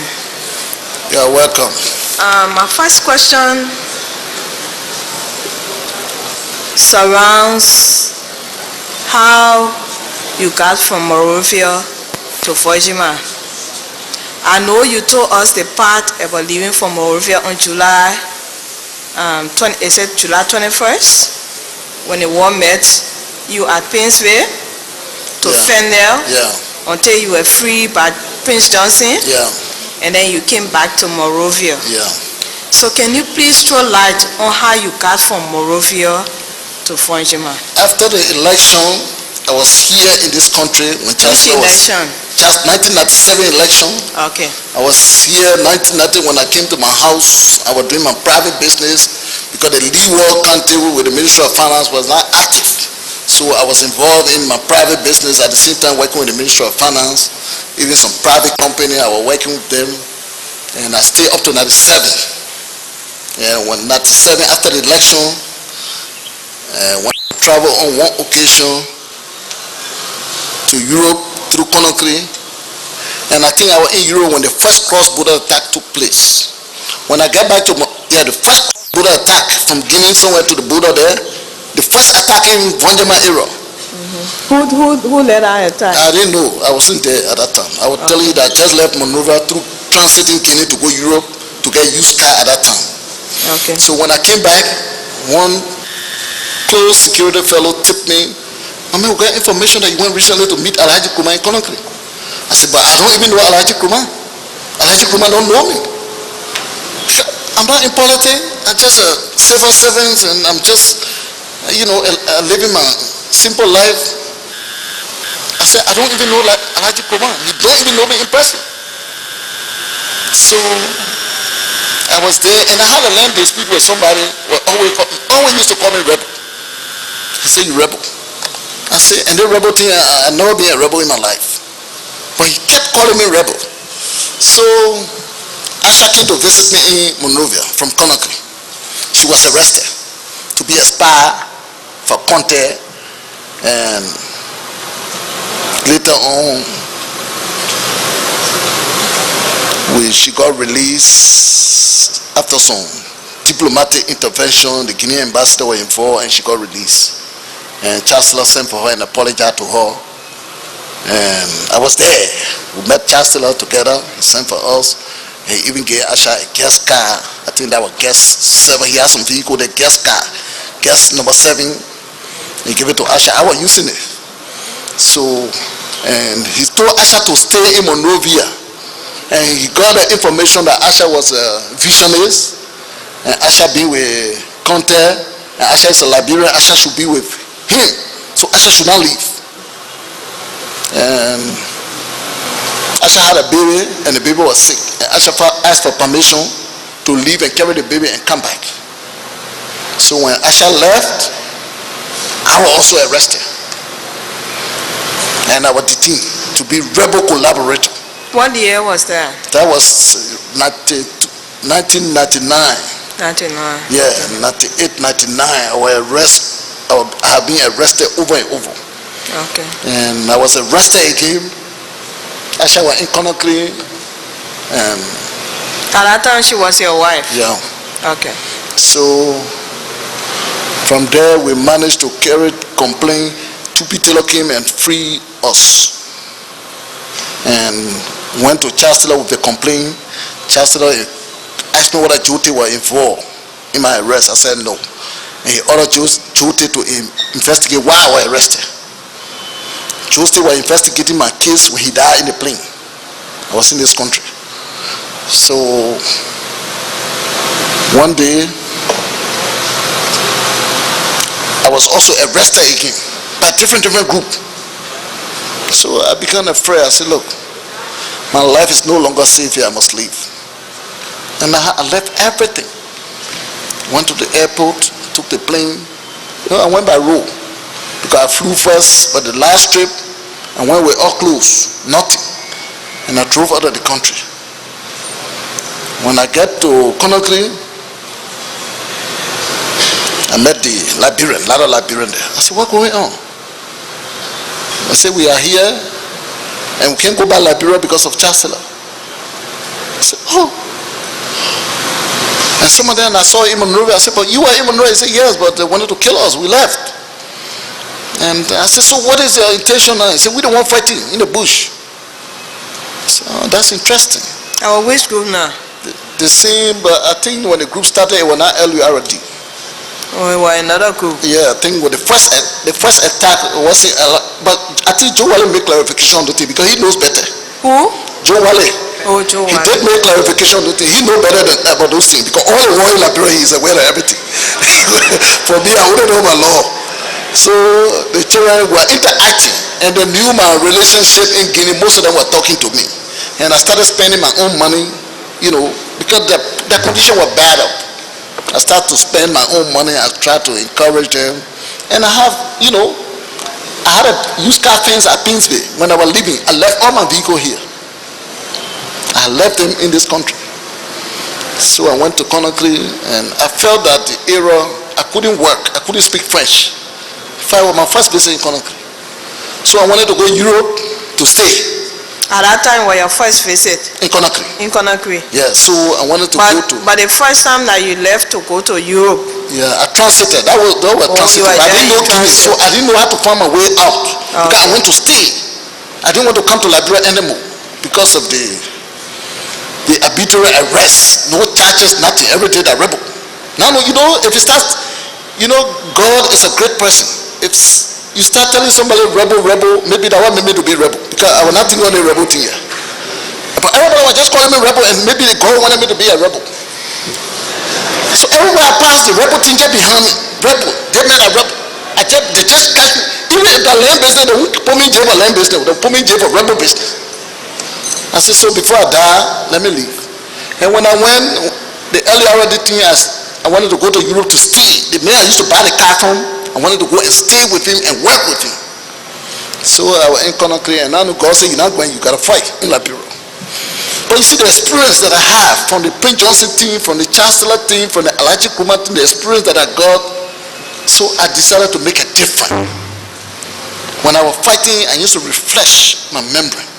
Although I wasn't part of those things, but I was there. I saw what happened. One of the remote I didn't go to because I never crossed that Pole River Bridge. One day, I was just in Monrovia, all throughout, since I left Fender. I was in front of all the rebel group. I didn't want to trust any.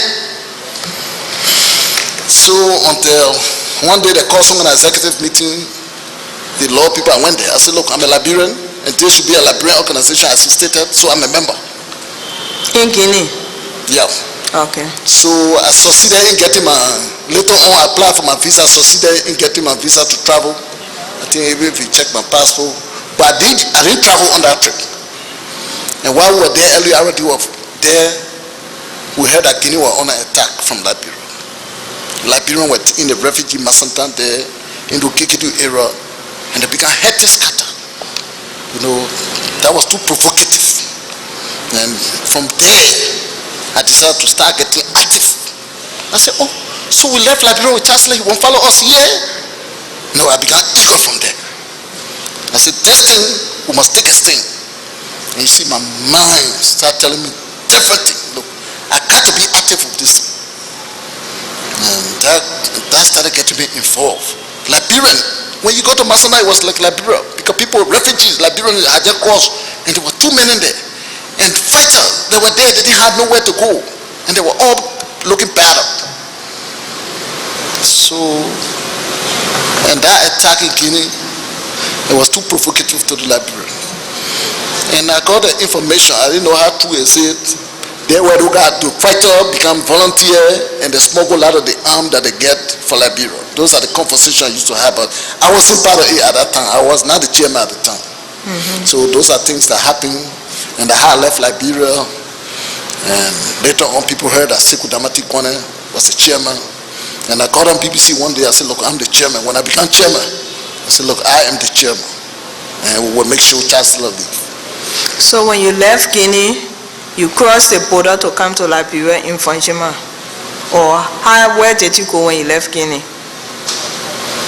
Yeah, when I took over the chairmanship, I moved to Liberia straight. No, before you took on the chairmanship, you said in your previous statement, you said you took on the chairmanship in Fonjima. That's what you said. But I'm asking you, you said you left Guinea. When you left Guinea, where did you go? Did you come straight to Fonjima to stay? Or did you go to another place and then later find yourself in Fonjima? My main aim is to get how you got to Fonjima. I drive to Fonjima. I went by road. You went by road from Guinea? Yeah, there's a border there. All over Liberia is bordering Guinea. Okay, so you people were went by crossing. road from road to... Yeah, civilians in Fonjima used to come to Masantan every day to come buy goods and go back. Through all the world, because we were not bothering people. People were peaceful, the movement were peaceful. And we're providing security. When we took over Fonjima, we're providing security for Guinea. We assured the Guineans that there will be no cross-border attack. So we were there putting our security, and we tried our best to dissolve the RUF base from Foya. And that makes it a long war to finish. So which role were you playing at that time? No, I was talking to you were still administrative? I was talking to Secretary General, I was talking to Chief of Staff, and they were telling me what they are doing. I told them, what is the military plan you have? And what are you doing? What is the strategy? They were telling me.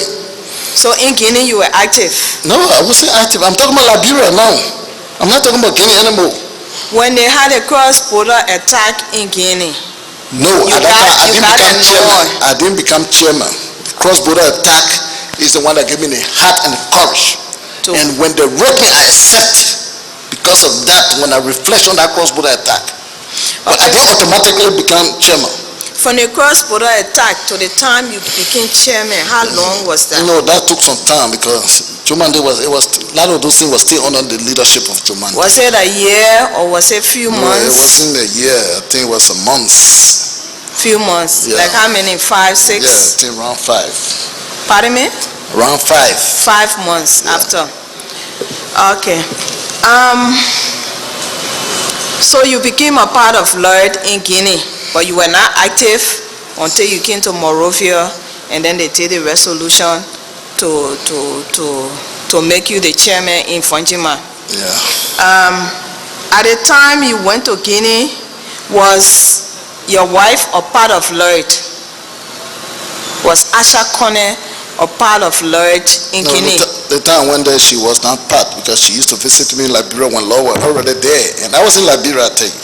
Law was formed when I was still in Liberia here.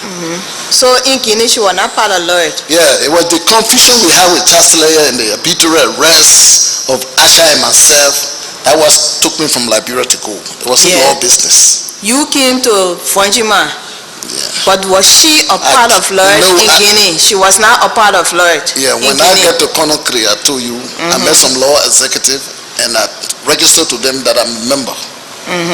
So she was not a member? No, she wasn't a member at the Okay. time. So she became a member of LURD in Vonjima along with you when you took over? No.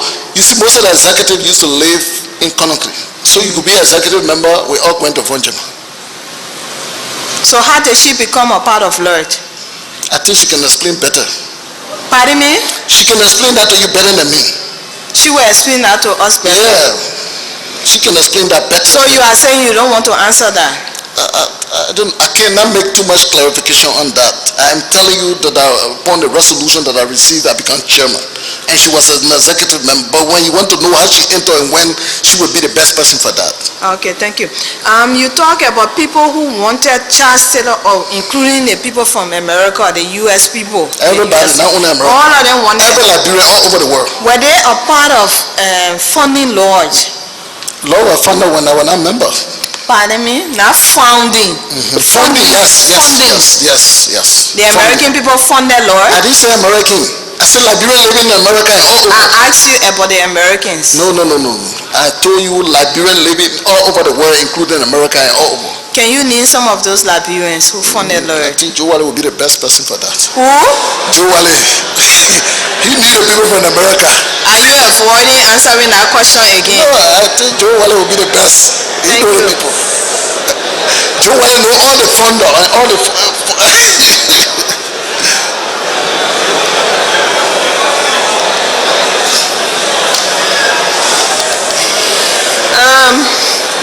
Can we please have it quiet? I always say this is a very serious process that we take seriously. We're not here to make fun, we're not here to laugh, we're not here to judge. We are here to take this process serious. We need information, and like the chairman said, if it means that we do it without you, people will do it. So please give us the chance, respect the bench, respect the person who is speaking so that we get the information that we want. This is our work we are doing and we hope you respect it. This is our office. Thank you. You talk about people who did not want you in the organization because you stood for peace. Can you name those people who did not want you? I don't have to name them. Joe Wale came here and told you that they have playing when they reach here, they're going to change me. He said it openly in his statement. You said it, so we No, want he to said say it before. I'm saying, when you did your presentation, you told us that there were people who did not want you to be a part of LURD. I'm not speaking to Joe Wale, I'm speaking to Sekou Damate Conneh. I am So telling you. please tell me those people who did not want you to be a part of LURD. I'm not referring to Joe Wale's statement, nothing. I'm listening to you as an individual and as the chairman of LURD. I am telling you, people stood before this body that they had planned to remove Sekou Conneh when he get to Monrovia, because I have consolidated I did not hear that. Okay, I will send you a copy after here of that statement from somebody who made the utterance right here in this body. I have a copy of that document. With all due respect, sir. When people come and testify before the commission, it's their testimony. Yeah. And But that's a public testimony for everybody. yes, of course. But we appreciate if you respond to the question and don't refer to what other people have said. All right. But we speak from our own knowledge. Okay, thank you. Okay, thank you, sir. Once again, sir, can you please name those who were against you because you stood for peace? Most of the executive member, Joe Can Wale you was name number them? one.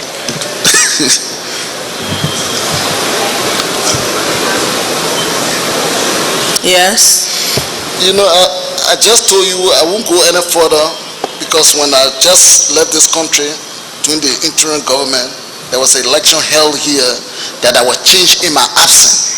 Pardon me? I didn't get you. An election was held while we were in Monrovia, the interim government was in place. Everything, there was an election held here to change me. To change you? Yeah, and I was out of the country.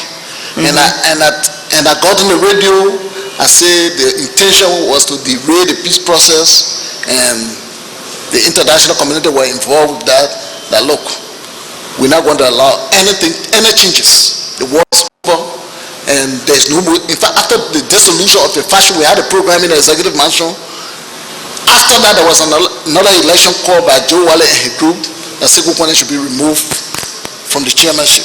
So you don't know the rest of the people who are against it? I didn't even have interest anymore because we're talking about disbanding. The organization had been disbanded.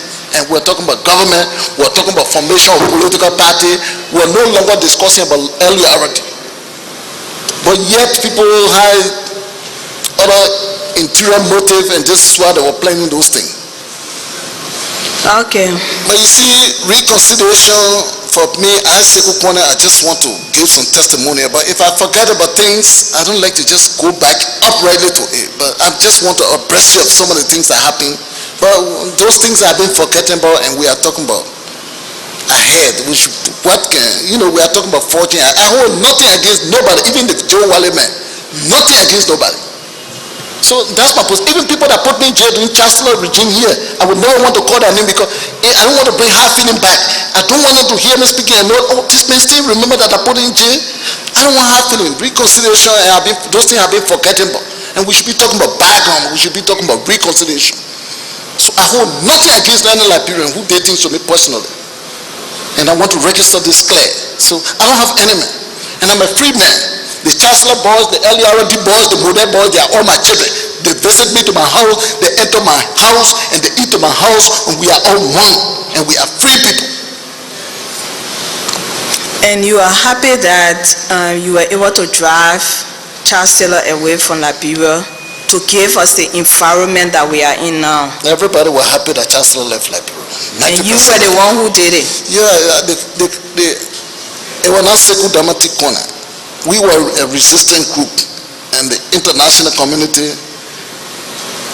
wanted Chancellor. Chancellor was indicted when he was here, and he was a leader man. And from here, he went there to The Hague. So I can say that Sekou Damate, because I'm not the one investigating him. Who did it? The international community leader, he was indicted. And I don't think it was about Liberia business, the Sierra Leone. So that I'm not part of that. I don't want to be part of that. That is above me. You said your main objective when you took over LURD, as leader of LURD, was to see Charles Taylor go. And we should be thanking you. That's your word. We should be thanking you for taking Charles Taylor from this country. And also rewarding. Bringing in democracy, bringing in peace, and creating the kind of atmosphere we are in right now that we can even sit here to talk about the reconciliation of our country. These are your words. That's the reason why I asked. We call for the creation of TRC. Pardon me? We call for the creation of TRC. I understand that. Yeah, but then you don't want to tell me thank you for calling for the creation of TRC. Pardon me? You won't be happy to tell me thank you for asking for the creation of TRC. I should tell you thank you. Yeah. For creating TRC? Yeah, because why? It makes the Liberian people more comfortable that look, all what been happening, we are obliged to come here and say things that we did and that we saw. It makes the Liberian people to feel that the war is over automatically.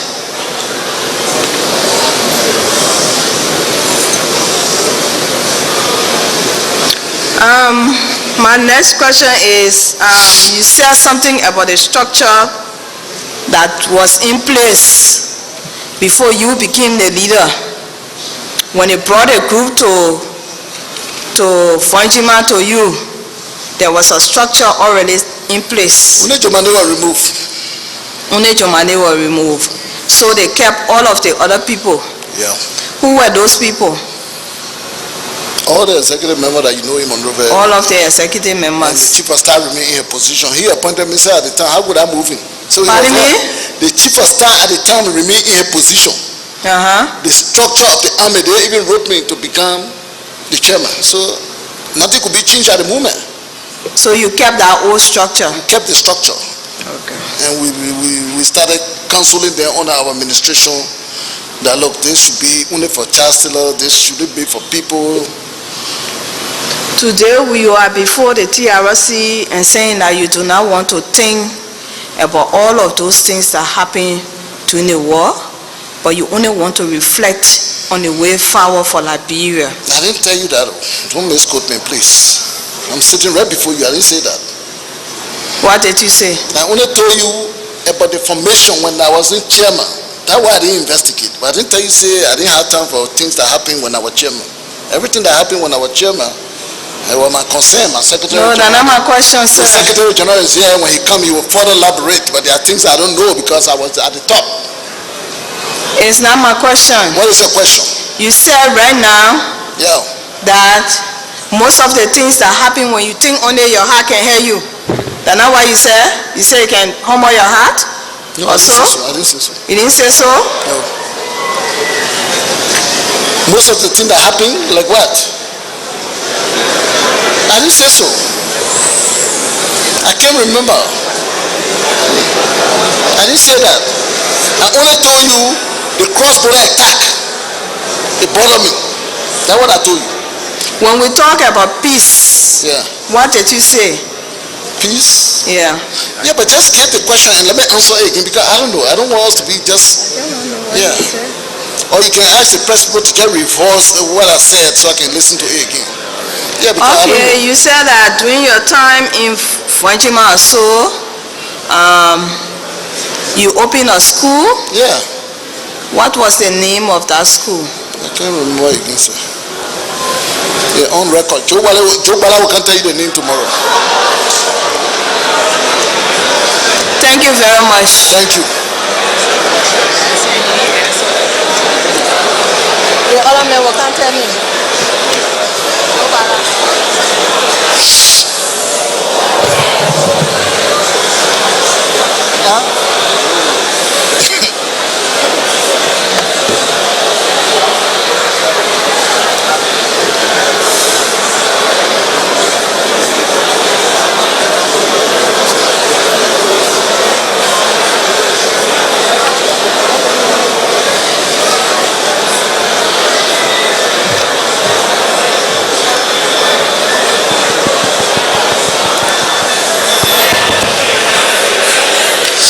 Audience, please, if you're walking out, please do that quietly and give the process a chance. Please, we beg you. Just walk out quietly. You don't have to cause noise.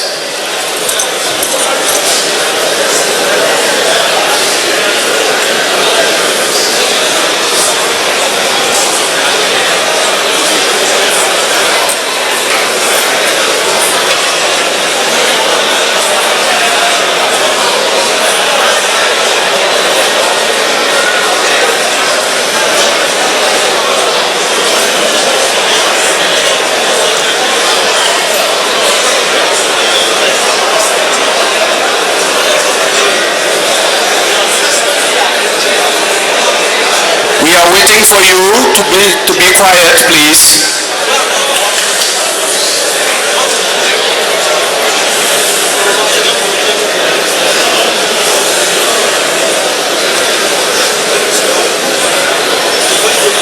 Hello? Please stop it.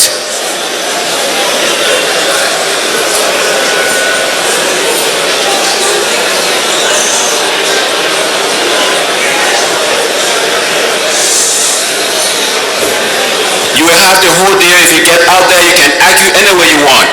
But please give the process a chance. This is not the time to argue. Thank you very much.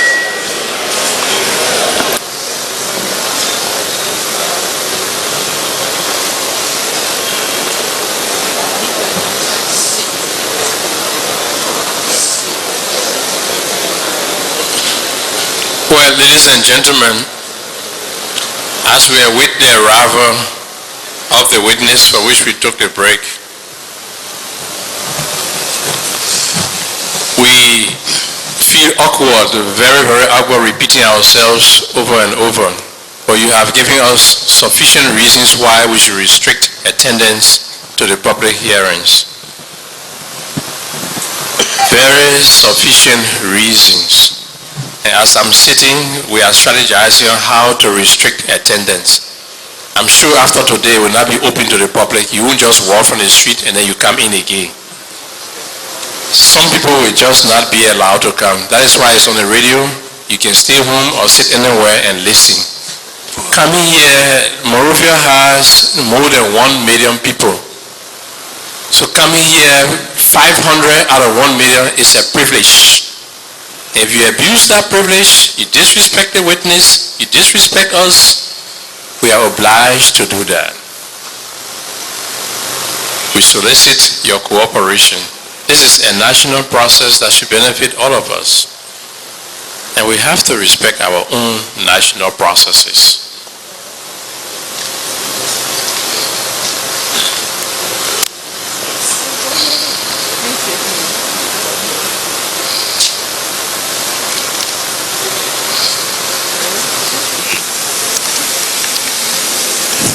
Hello. Mr. Witness, good afternoon. How are you? Okay. I'm Commissioner Marcel Washington. Okay. Thanks for coming. You're welcome. My first question to you, according to eyewitnesses' accounts, before the war in 1990, before the war in 1990, you worked at the Advent V Union Company as secretary. It's a car dealership. You work with this company. It's a car dealership company. They're in the business of selling cars, used cars. You work there as secretary.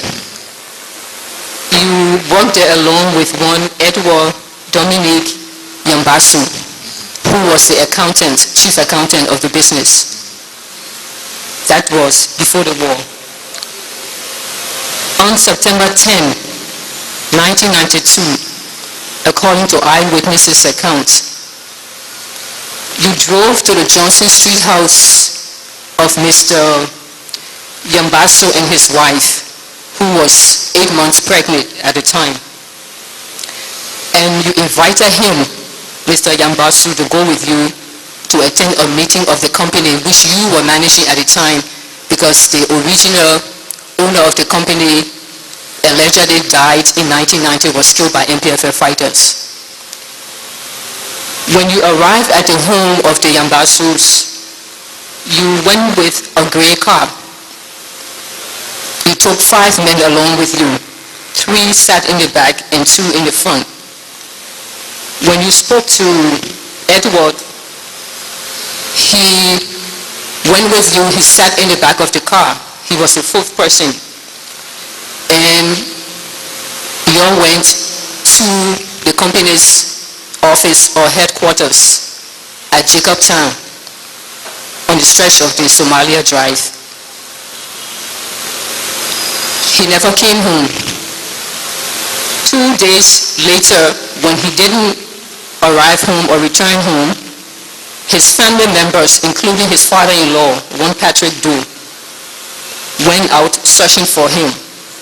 They went to the company and spoke to one of the employees there, who said to them there was no meeting that took place 2 days earlier, that he never made it to the meeting point. He never went to the company. He never went there with you. They never saw you there either. The family, raising the concern and alarm, reported the case to the police. On September 14, 4 days later, his body was found at the Double Bridge, Gardnersville. He was killed, allegedly beaten to death. His body was found by ECOMog soldiers. This was September 14, 1992. They deposited his remains at the JFK Medical Center morgue. The family, sensing foul play, reported the matter to the police and named you as chief suspect of the murder of Mr. Edward Dominique Yambasu. They took the matter to the Justice Ministry. You were arrested and jailed, but later released. Now, can you please tell us, How did I get released? Did they find out from the police? can you please tell us what you know about the death of Mr. Edward Dominic Yambosu and what were the circumstances? Thank you very much, although I don't like the presentation, but I will elaborate. And there was a company, even the name of the company that you gave me, I don't have any idea of that company. The company was Transwheel Trading Corporation. Well, thank you for correcting the name of the company. Thank you very much. So I used to work with the company. I also was not a secretary. I was an operational manager because I handled forwarding, clearing, other operative for them. I was not subject to an office. Only Edward was subject to the office. And this company was owned by 2 Lebanese and 1 Mandingo. There were 3 shareholders. And after the war, when we came back, the Mandingo man died by the NPFL people, as you just said. And one of the Lebanese men came from overseas, and he wrote a power on Tony, authorizing Edward and myself to manage the affair until he can come back if situation improved, because situation had not improved at that time when he just came in, because they left a lot of people in the yard. So Edward and myself had that document in together, and we were friends. He and myself were close friends. He visited me to my house nearly every day, and I go to his house nearly every day. And on one occasion, the late Mandingo man relative came from Ezra, and they wanted to claim the company property from Edward and myself for managing the company with the document that the Lebanese man gave us, 2 of the shareholders, because that document was given in consultation with the other Lebanese man. So, and we told the people, one Adama Kamara, late Adama Kamara, and we told his brother, we said, look, this thing, we got to handle it professionally, because we are representing a shareholder in this thing. He entrusted us, Edward and myself. So there was some argument in the company about the property. But Edward and myself were one side, and the Adama relative were one side. So we reported the matter, and later on they succeeded in getting Edward and myself off of the company yard. And Edward and myself didn't have access to any of the facility anymore. So that was not satisfactory with Edward and myself. And I told Edward, we can't say that this thing going like this, we got to take a stand. And he and myself reported the matter. He came to my house, we reported the matter to the police. And the police, and I went for Edward that morning, and the police asked us to come to facilitate, go and arrest the truck. And then we could go into the matter, then we know who to be given the right. So that morning I drive on Johnson Street, pick Edward up, I alone, in my white vehicle, Toyota Corolla. It was never gray. And I didn't go with anybody, Edward and myself. And we came to the police station, red light, and pick up a CID fellow, a police fellow. In the car were 3. And went to Jamaica Road, Salon Ecomog Contingent Checkpoint. And we stood there, parked my car, Edward, myself, and the policeman. And we reported the matter to the ECOMOG. They wanted to arrest the truck. We are waiting for them here. And the first truck came, and were parked and arrested. And they said we should escort the truck to the police station, and Edward should stay at the checkpoint to wait and identify the other truck to the ECOMOG, and they will park the truck, and we are going to park the other truck to the police station and come back. So the driver got into the truck, the CID got into the truck, and I alone were driving behind them to make sure the truck reached. I left Edward at that checkpoint, Salon ECOMOG checkpoint. And while going at the Pinsville red light, when we reached the company, Kumera factory area there, the driver parked the truck, the policeman in the truck, and he said he was not going. And I parked behind the truck. I didn't know where we were going. When the driver got down, he wanted to attack me. And I started my car, I wanted to escape. And he took a stone and bust my car back windshield. I was on the run already. I would have died too. So the case intensified, And we all ran to the nearest police station. We didn't even reach where we went to supermarket, police station. The commander there at that time was 1cc. So when we got there in the night, or almost in the night, so we were at the police station, and my vehicle slept at the police station, and we all went to, and the policeman told us to go home. And I was allowed to carry my vehicle to come back the next day. The truck slept in the police station there. And I went home that night. I didn't see Edward. And we didn't go back to that checkpoint. I didn't go back to that checkpoint with the police station, supermarket police station there. So I started wondering about Edward. Don't see the other truck. He can't come to see what's going on. Up to the time I went home. When I went home, in fact, my car, I didn't carry it home that night. I'm sorry. I didn't carry my car home. My car slept there and the truck slept there. When I went home, I started wondering, there was no telephone business that time. I said, I wanted to die, and Edward won't come look for me. I didn't know something had happened to Edward. So the next day, we were supposed to go back to that police station the next day. I didn't go there. I went straight to my lawyer in town on Ashmore Street. And while to my lawyer place, I decided for my lawyer place I want to go to Edward place. My lawyer was in there, he was at the court. So I went to the court to find him, and I passed to the police.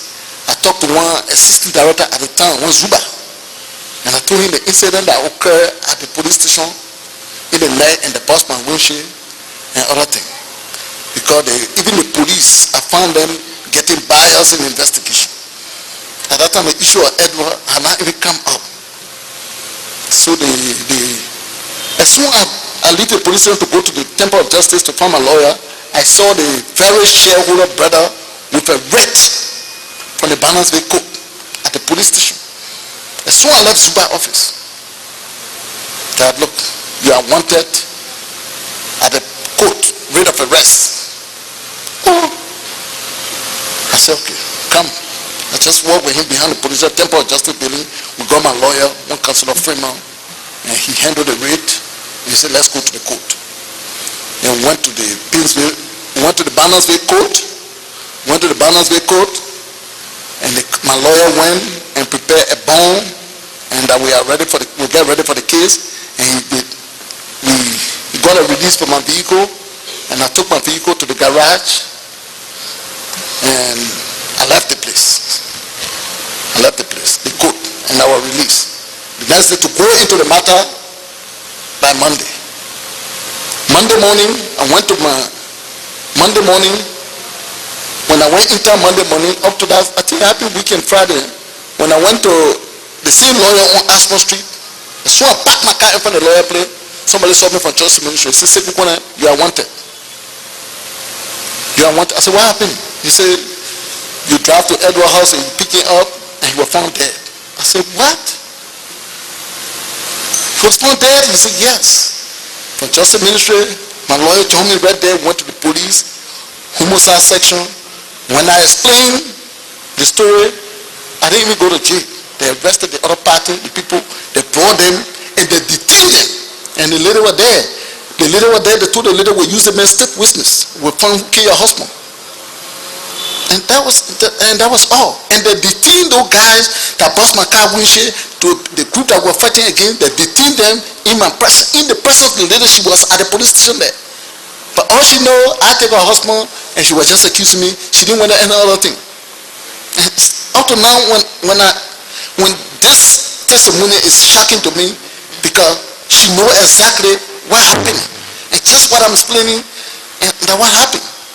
Yomi, I think Yomi was police director at the time, and when this incident happened. So, yeah. So, it happened. I didn't go to jail. I went home. The next day to come and testify and explain. The CID director was involved. The director of CID, we are at homicide section, but the director was involved. And he said, look, this man will be used as state witness, and we will find the man that killed Edward. And I went home. I think the next 2 days, I don't know what happened. Why the people were in jail waiting to go to court, but they were doing some investigation. They stayed there until octopus came. Octopus came, I left the country, and I came back, and I saw the people out. And since then, nobody approached me, and the matter, nobody come to me, and since then, until I can hear from here. So that what happened. Okay, thanks for the clarification, but I was asking about one particular meeting he should have attended with you, and you seem to have drawn in another meeting into that. But anyway, thanks for the detailed explanation that you provided later on. Now, you said when you were waiting by the wayside with the truck, you were waiting for Edward and he didn't show up. And you went and got your lawyer. You and him were very good friends. You knew the family well. If he should have come back to you for whatever reasons and you didn't see him, do you think it was normal to go immediately and seek your lawyer? Why did you have to seek your lawyer? Did you think you were in some kind of trouble? Or do you think the normal procedure would have been, you would have been very alarmed? You would have firstly ran to his family to explain that I've been waiting for him, I've not seen him. Maybe go to other colleagues at your job to say, I've been waiting for Edward, he has not shown up. What can we do? Go to the police. Why your lawyer first? I didn't know Edward was dead. I didn't know anybody touched him, and I thought he just went home. But why did you have to go to your lawyer first? Because the rational thing to do... I went to my lawyer because my car, I was under attack. I was to be killed that day. The people attacked my vehicle and were taken to the police station. My car was parked at the police station. And we had to go to the matter. It was not Edward matter. Oh, okay, thank you very much for providing that clarification. Because I asked you specifically about circumstances surrounding Edward's murder or death. I didn't go to Edward. I didn't go for him for any meeting. That was misinformation. That was the people, their information was misleading. The color of the car was misleading. The company name was misleading. I went to Edward's house and I picked him up in my white Toyota Corolla car and I brought him to the police station. A CID man joined the vehicle, went to the checkpoint. Mr. Witness, since the incident, did you, when you heard he was dead or whatever, did you go to his home, to his family, to meet with his widow? The first person that approached me on his death was the police on Asma Street in front of my lawyer office. That was Monday. I think the incident occurred over the weekend. I don't know, but when I went to my lawyer on Monday to go and release my car from the police, I didn't have a vehicle to leave my house. I was in a charter taxi that morning. And I was thinking on leaving the lawyer place and go for Edward so we can go back to the police. But Edward was not involved in that case. My car was impounded and somebody bust my car windshield. Mr. Witness, my question was, at that moment when you found out that your friend, your good friend, your best friend, Edward was dead, what did you do? Did you go to his family to let him know? I was arrested right there. I was taken to the police homicide by Justice Ministry because my lawyer on Asma Street in the Methodist building. That Justice Ministry was packed there. And the people saw me walking in the office, they arrested me right there. And then I was confronted that the man is there. I didn't know the man was there. I thought he went home because he was late or he was tired. After the entire incident, did you ever find the time to go back to his family to discuss with them what is your relationship to the family? And I've never seen the lady since then. She never came to me. Did you ever went back to them? I didn't go back to them, and the only information I got that the people left the house. The lady left the house. I did inquire about Edward's wife, and they said she left the house. But you see, the relationship with that lady, she still was claiming that I'm responsible for her husband's death, and that was getting. Why do you think she's claiming that? Yeah, but from my explanation, and the records are there. This was not voting. This was not anything. The police are there. The station is there. The homicide section is there. Even if that commander were not there, the record is there. I am telling you, I gave a written statement, and it was clear. The government was handling this thing. It was not personal thing, and I was accused, and the woman was right to accuse me because I drive. Her husband drive with me. But when the law take it goes, she should know that definitely it's not a man killed my husband from the investigation. The CID were doing. She should know, she should conclude right there. So why were you detained finally? I told you I was detained. I slept in my house. You didn't tell me, but I'm asking you. I was never detained. I was arrested, taken to the police station. But you were never detained? I slept in my house. I was never detained. You were released on bail? I am telling you. What was the charge? What was the charge, rather? I was never charged. If I was charged, I was going to go to jail. You said they brought a writ of arrest. Yes, you see, now you don't understand this thing. They No, brought a writ- please clear my mind. Yeah, they brought a writ of arrest for the company. The other party that attacked me, I was the complainer, but I was under attack in the night, and they bust my car windshield. And then the next day, the police was supposed to investigate.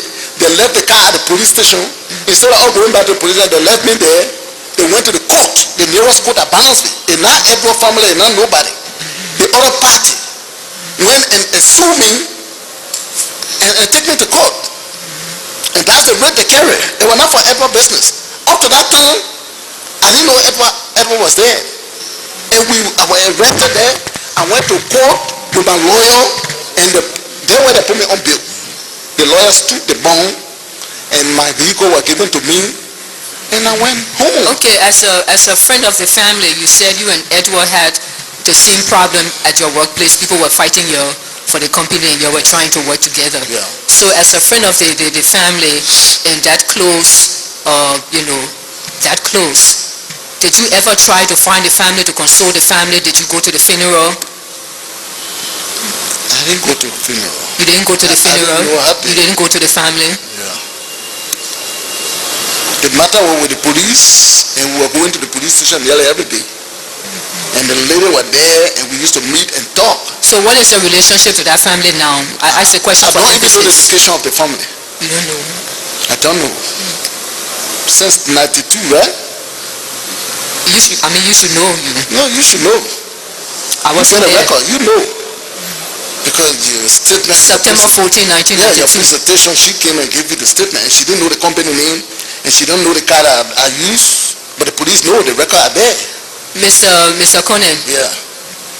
I would like to remind you that this is not a process where we want to or are in the business of holding an argumentative dialogue with our witnesses. We respect that you could take time off to come here and cooperate with us, and we appreciate that. When we ask you certain questions, it is not because we want to be biased or we want to target you. It's because we need to know the truth. This is a truth-telling process. Yeah, but- So we will ask you certain questions, and sometimes repeat it more than once for the sake of clarity. So I hope you don't mind. No, I don't have any problem. Thank you very much. You're welcome. Okay. So you have no relationship to that family even now? You never attended the funeral? You never went to see the family? Nobody Since family he was didn't still- want to talk to me because she was vexed. She Even didn't want though to he talk was to me. last in your company? Huh? Okay. Were you ever a fighter of Ulimo at any time? No. Did you ever affiliate with Ulimo in any way? I don't know what you're talking about, but I was never a fighter. Were you ever a benefactor of Ulimo? Did you support Ulimo in any way, shape or form? No. Did you hang with members of Ulimo, the hierarchy of Ulimo, the fighting force of fighting command of Ulimo? I don't know what you're talking about. They were Liberian, and we used to meet in Monrovia, but I was never a fighter. I didn't go to Birmingham one day. Both Ulimo J, Ulimo K, I never visited any of their headquarters one day. But they were all Liberians, and we all used to meet in Monrovia, and there was no problem with that. And now we are. Okay. Okay. Mr. Witness, thank you very much. Thank you. You're welcome.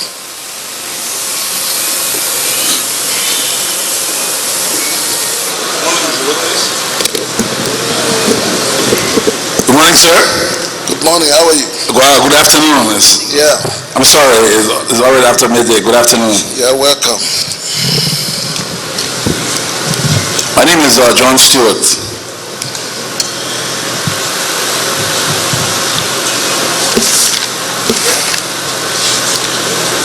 As I listened to you during your presentation, and after, in response to questions from my colleagues, I heard you say or repeat a phrase several times.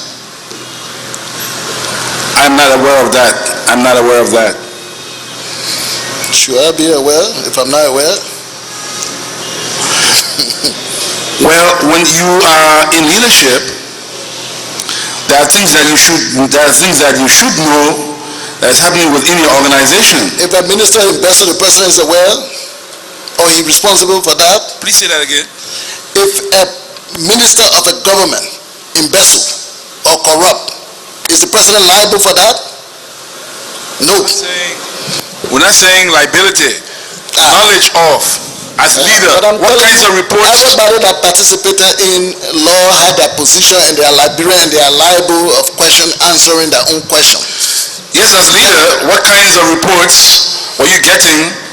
How were you able to direct an organization of which you claim to have no knowledge of its inner working? The military structure had a provost marshal and they were investigating every act that were committed in the range of the military.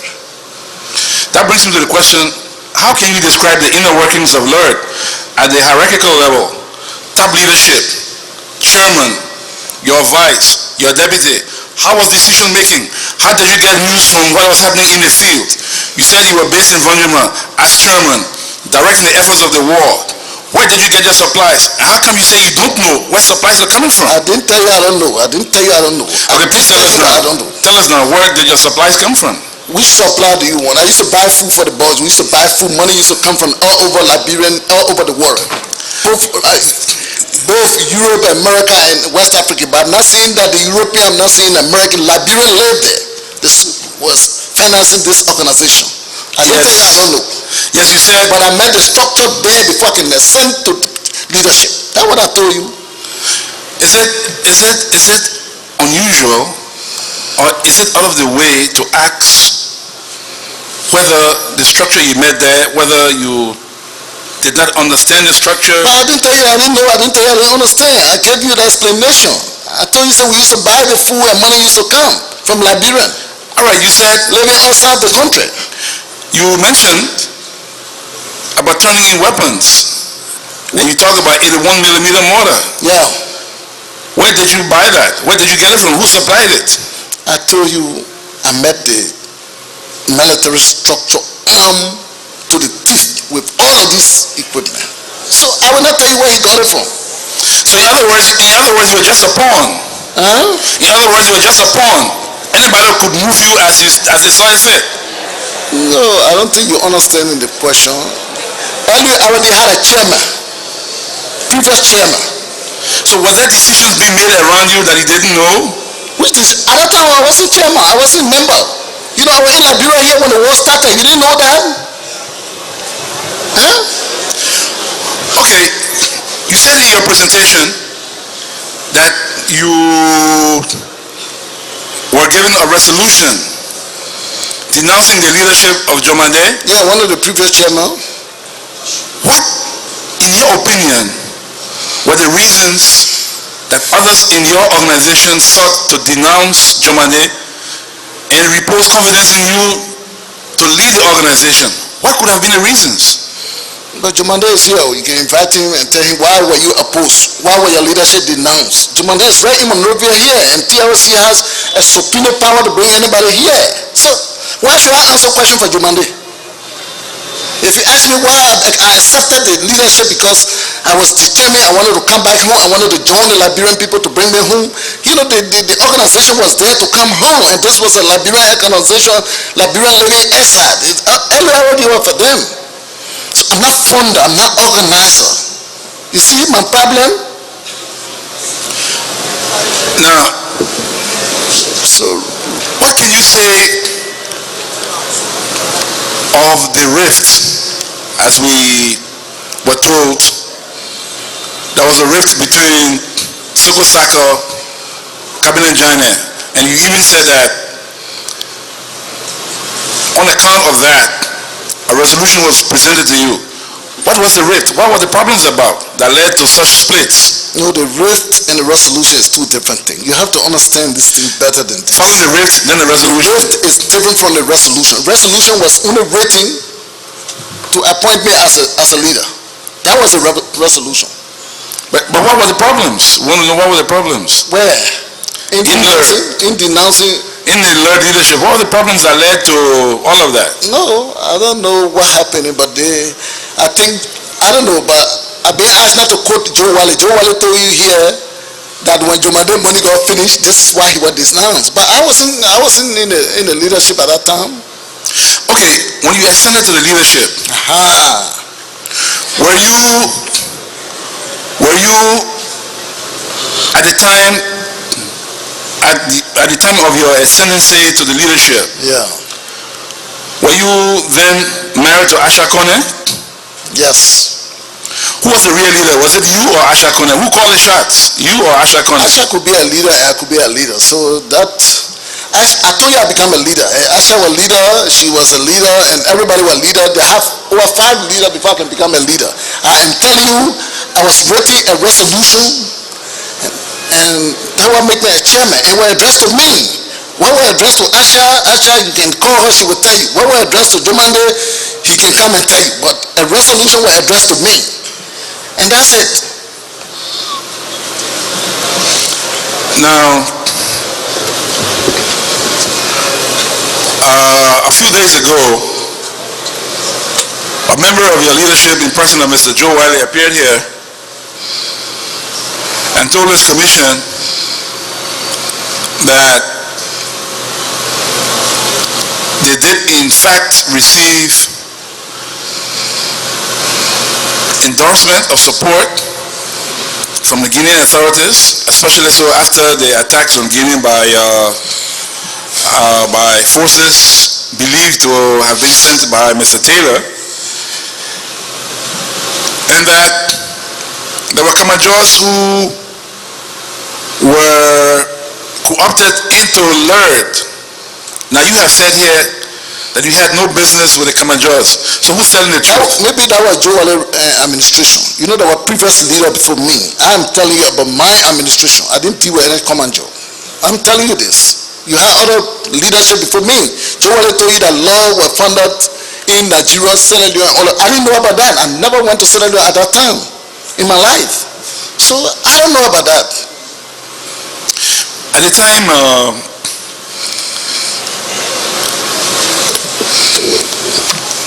Joe Wiley was organizer. He was founder. I wasn't a founder. When law was formed, I was in Monrovia here. When the law was formed, from Freetown, Guinea, and other places, I was still in Monrovia working with the Ministry of Finance, selling my used car in Painsville. now, when Mr. Wiley appeared here, he also stated that during the final push for Monrovia, there were some in the leadership, which you were a part of at the time, that were pushing for an outright military victory, and there were those who were advocating for talks between the government and LURD, or between the contending forces. What was your position? Did you support engagement, or did you support outright military victory? I'm not aware of that. My objective, and I was very determined for Chancellor to leave. And that was my position. It was very clear. And Joe Wiley were talking to people from all over, and people were sending him money on behalf of the organization personally. I'm not aware of those things. We know that it was a general objective of all the combatants. That was not even brought to my knowledge. I understand that it was a general objective of all the combatants for Mr. Taylor to leave. The point I'm making here is that within that objective, there were some, according to Mr. Wiley, who were saying, capture Monrovia, overrun Mr. Taylor, and there were others who were saying, no, let's go to talks because to go for military victory will cause problems. I'm asking you, where did you stand on the issue? Did you support engagement, or did you support outright military victory? No, we support the removal of Chancellor by enemies, whether peacefully, or either by force or by peace. So we supported the meeting, the conference. We supported the conference because we were even tired of war. It was amongst Liberian. And you see the boys, early boys, when they came to the port, they were communicating with Chancellor boys across. They were sending their search card. They were friends. They were tired. And nobody was interested in fighting anymore. And we were not for any power. We're not fighting for diamond, gold, or power. No, we wanted a change. Now, in your push for Monrovia, coming from the western side of the city, from Bourgeois Island, Clay, Bomber Hills, all those areas. And as you just mentioned, you had in your armory weapons that included the 81 millimeter mortars. Yes, that were turned over to ecomog. I agree they were turned over to ecomog. Yes. But if you look at the position of Monrovia and the experience, the record on the ground shows that Mr. Taylor had his fortified White Flower Mansion in Congo Town. He was not living at the Executive Mansion, and there were, at the BTC, there were no defensive or offensive weapons stationed there. So you were a member of that? Say that again? I said, were you part of that hurricane to know whether there was something there or not? Were you part of that? I lived within the vicinity. Are you a military man? I have military knowledge. You have military knowledge, but I'm telling you. And my military knowledge tells me that an 81 millimeter mortar has the capability to hit central Monrovia from where you were across the bridge. Is that right or wrong? I challenge that. You can bring the all-male expert. I challenge that. I challenge it. Now, the question I was driving at was that all your shells were falling. Shells, do not conclude. Your artillery shells were falling on Monrovia. So the shells that were falling on Monrovia were not my shell. Please, let's correct that. It was not our shell. Please. Monrovia was shelled, but it was not our shell. So LURD never shelled Monrovia? No. Did LURD ever shell Monrovia? No. I'm telling you no. I tell you over and over no. The shelling was done by Chancellor, and he wanted to make us ugly. And this is why he wanted for the people to look at us ugly. And we will keep defending that even on the radio. When the first shelling took place, I told the people on the international media that it was Chancellor. Now, where were you at the time? You were in Vonjima? I was in Ghana. You were in Ghana? Yeah. But you said earlier that things that happened at the front you didn't know because you were not there. Now you are saying categorically that Monrovia was not shelled by LURD. Yeah, it was. How can you establish this? Yeah.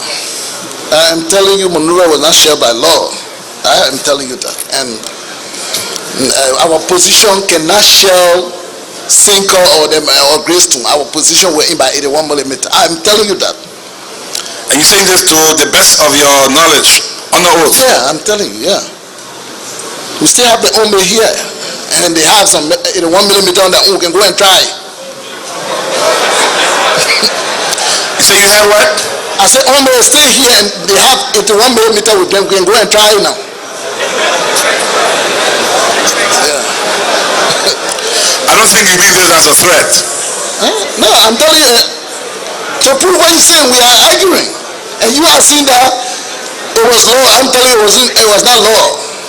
So no, I'm saying I don't think you intend this as a threat, do you? No. What kind of threat? I just want to make sure by asking you. How would this be considered as a threat? I don't even have arm. Even pistol, I don't have it. Can I threat? Now, there were, can you comment on allegations that during the peace talks, you, Mr. Sekou Damate Conneh, sold some slots to the government side representing Mr. Taylor? Who sold the slot? Some of the slots I'm not aware that your forces were contending for. Joe wanted to become defense minister, and he didn't become defense minister, so he's vexed for that. That's all. Those slots were allotted. Was that a place to sell? It was allotted. You can't take justice, take defense. Now, justice minister came to us, defense couldn't come to us. That's very simple. During your push to Monrovia, much of which was captured on film by Mr. James Brabazon, whose name you mentioned earlier, it showed at one point in the film somewhere one of your fighters holding a human heart and promising to eat it. Were you you aware that were acts of cannibalism being committed by some of your fighters? Or you're not aware? I'm sorry, both the chief of staff and the deputy are all late. I'm very sorry for that. And they would have been here to explain, how did it happen. But you are the leader. Yeah, but if I'm the leader and we have structure and we have other agents, I alone couldn't do the work. That's why you have the military structure, you have the administrative structure. But that's I will know that in the leadership, the leader will not do all the work, but the leader should know what's happening in his organization. Yeah, but I am telling you, You have control. I was not on the front, and the chief of staff should have control over the men. And So if that is the case, then tell us, how did your command and control your military command and control structure look like? Yeah, Who gave the orders? From where did it come? the military man was recommending that this is how it's supposed to be, this is how it's supposed to be, this is how it's supposed to be. In some cases, the defense minister is a civilian man. How did you fit in that structure? I'm not a soldier's man. I'm not a soldier. Yes, by law. I'm the leader. By law. I'm the political leader of LURD. We have the military leader. He was the chief of staff. By law, the defense minister in Liberia, according to our constitution, should be a civilian. Yeah. But yet the defense minister is part and parcel of the military command and control structure. Yeah, So I'm asking you, what was your role in that structure? the chief of staff do recommend to the defense minister because he's not a military man. So he issued no orders at all? The defense minister? You did not issue any orders? How will I issue order? I'm not chief of staff. As leader of LURD, you did not issue any orders? What kind of order you want me to issue? I told the boys, let's go and remove chancellor. And this was our objective. All right, okay, let's move on. Please, let's have a quiet, please. Let's move on. Let's move on. Shortly after the conclusion,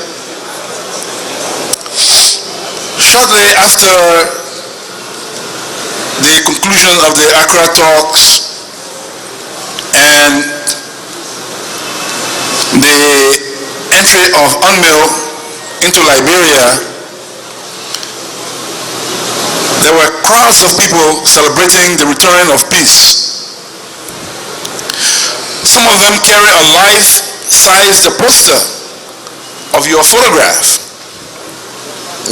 praising you as the leader As a of liberator. Liberia, As a liberator. as the liberator, as the leader of Liberia, raising questions in the minds of some people at the time whether you did in fact harbor political ambitions. That was the question that was raised in the minds of several persons, individuals. And you confirmed that later on by announcing yourself as a candidate in the presidential elections. On reflection, all things considered, do you consider yourself as being capable to lead this country as a president? If I can control 50% of Liberia for 2-3 years, then I can control Liberia. But let me tell you something. Let me just make some clarification. Forming a political party was a direct transformation for my follower. Because I didn't want the people to keep thinking about war. I would have joined other political parties and said, look, this is election time, let me join this party.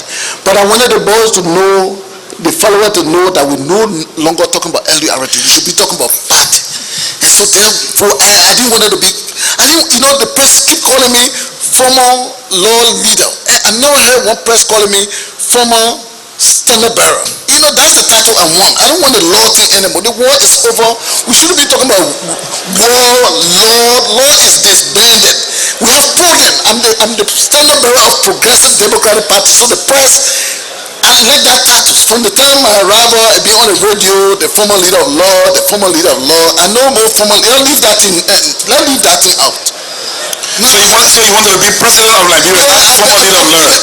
We are in a political circle, and we are here to support this government, and we are here to support reconciliation, and we got to support democracy. I don't have to be in unity party because I support. So was your membership in LURD and chairmanship of LURD were they intended to facilitate your ambition and your dream to become leader of Liberia? No, let me tell you, I believe in predestinate. And if God want me to be president, I will be president in this country. I tell you, this is not what we are discussing here.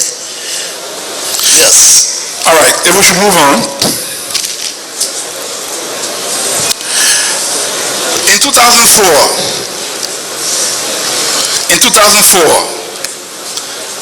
there were some riots in Monrovia that were dubbed, quote, religious riots,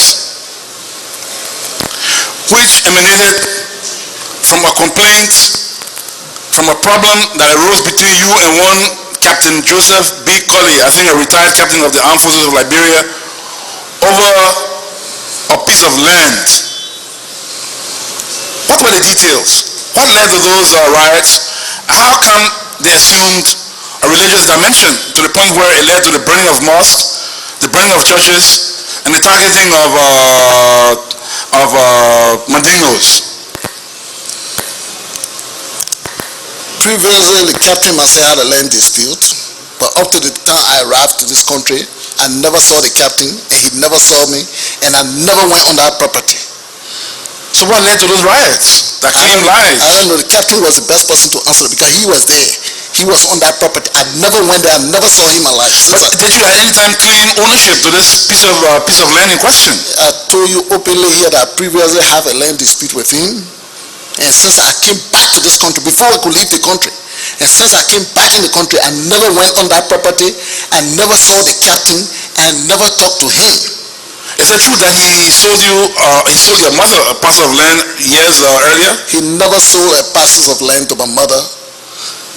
So what was the problem? The land dispute, what is the nature of the dispute? Who owns the property? Do you claim ownership or he claims ownership? Was that matter ever resolved? Because I understand that matter went to court, and the court, you were summoned to court but did not appear. Who? I took him to court. I took him to court. What was the outcome of the... Even after the riot, I took him to court because I have a property there that was bought from Barclay, and he had a property that was bought from Barclay. And he said, why Barclay sold the farm to me? And that was the only problem. So what was the outcome? And but the government is there handling this thing. Did you go and make research in the court or there was an investigation that was set up to investigate the riot, and I was invited to carry my document, and all of these documents were presented there, and Conneh has a portion, we have a portion there. So is it correct to assume that those riots that resulted in the loss of property and lives came as a direct result of a confrontation between you and Mr. Colley over a piece of land? I don't want to believe so because I wasn't ready for any investigation at the time. But why were you not at the time prepared to comment publicly and assure public opinion that this matter was not a religious matter, but rather that of property involving yourself and another person? Yeah, but who turned it into a religion leader? There were people that turned it. It was not me that turned it. Churches were burned, mosques were burned. Yeah, maybe people who turned it into religion conflict was to be investigated. I wasn't part of that. And I wasn't ready for any land dispute, so there was nothing like land dispute at the time. I'm telling you this. Now, during your push to Monrovia, you recruited quite a number of women. What? You recruited quite a number of women. I did not recruit for law. I met the people there. Women were recruited into LURD and were fighters right along. Law had women, but I tell you that I did not recruit. The fighters were there. I'm not saying you personally did. When I say you are the epitome of the organization, representing the organization. All right, thank you. Your organization recruited women, right? Thank you. But you said when we came to Monrovia, we did not recruit in Monrovia. What was the status of women that you recruited into your organization? Were they sex slaves? Were they wives of fighters? Were they combatants? If so, what real role did they play? And then, well, maybe you can answer that question and I can follow up. When you're talking about gender balancing, are you surprised to see women fighting? And we're talking about gender balance? Were you surprised to see women fighting? Anything men can do, women can do it. We have women as the president. My question is, how did your organization treat women within its ranks? As equals or as inferiors? You know, the modern world calling for gender balance, and women will be treated like equally. We know that women fought. Yeah, so how were they treated? As equals or as inferiors? They was treated fairly, and they had their own right. That being the case, Nobody was there surprising. what happened to the famous Black Diamond? Yeah, like She was prominent all in the news. All the international wires were carrying her and covering her and wanted to see her in combat. And she was a star. There was a BBC Focus on Africa magazine, Guns, Jewels, and I've forgotten the title, but it featured this Black Diamond. What happened to her? Has she disappeared? What was her situation after your peace negotiations? You looking What for did she her? get in return for her services? You looking for her? I would like to know what happened to her. Ask her. She's here. She's a Liberian. She's I want you to tell us what happened to her. She's alive. If she was dead, I would have tell you. What did she get in the new dispensation? What people needed compensation to liberate their own country. I say in the dispensation. Huh? What did she get? She wasn't rewarded. Your executives, your officers, your other officials Yeah. in LURD were called top government slats. Mr. Bala, for instance, who was your Secretary General, became manager of the Freeport and others. Mr. Commander General Oforidia became Superintendent of Security. What happened to Black Diamond? What did she get? She used to work in the port too. As what? She knows. Now I want you to tell us. No, I beg you, ask herself. She work in the port. She's not here. You are leader of that organization. Yeah, but I won't talk for everybody. We have section, we have other structure and other sectional head. You see, but I'm telling you, she's alive and she's here and she's okay. So finally, She's even following her education. You that's see? good to know. That's good to know. Yeah. Are you supporting her in her quest for education? Yeah. All right. Finally, I'm talking to her and she's okay. And she's happy. finally, Yeah. how would you describe the human rights record of LURD as an organization, a resistance movement as you describe The it? Human Rights Watch 2003 wrote a beautiful report about law, one of the rebel movement in the world, in fact, in the world, that was one of the best rebel movement in the world, as I call them, the Watch group. They wrote a report. So there was no human rights abuses committed by LURD. Yeah, if any individual did that, you did it at your own risks, and you should be here to answer that question.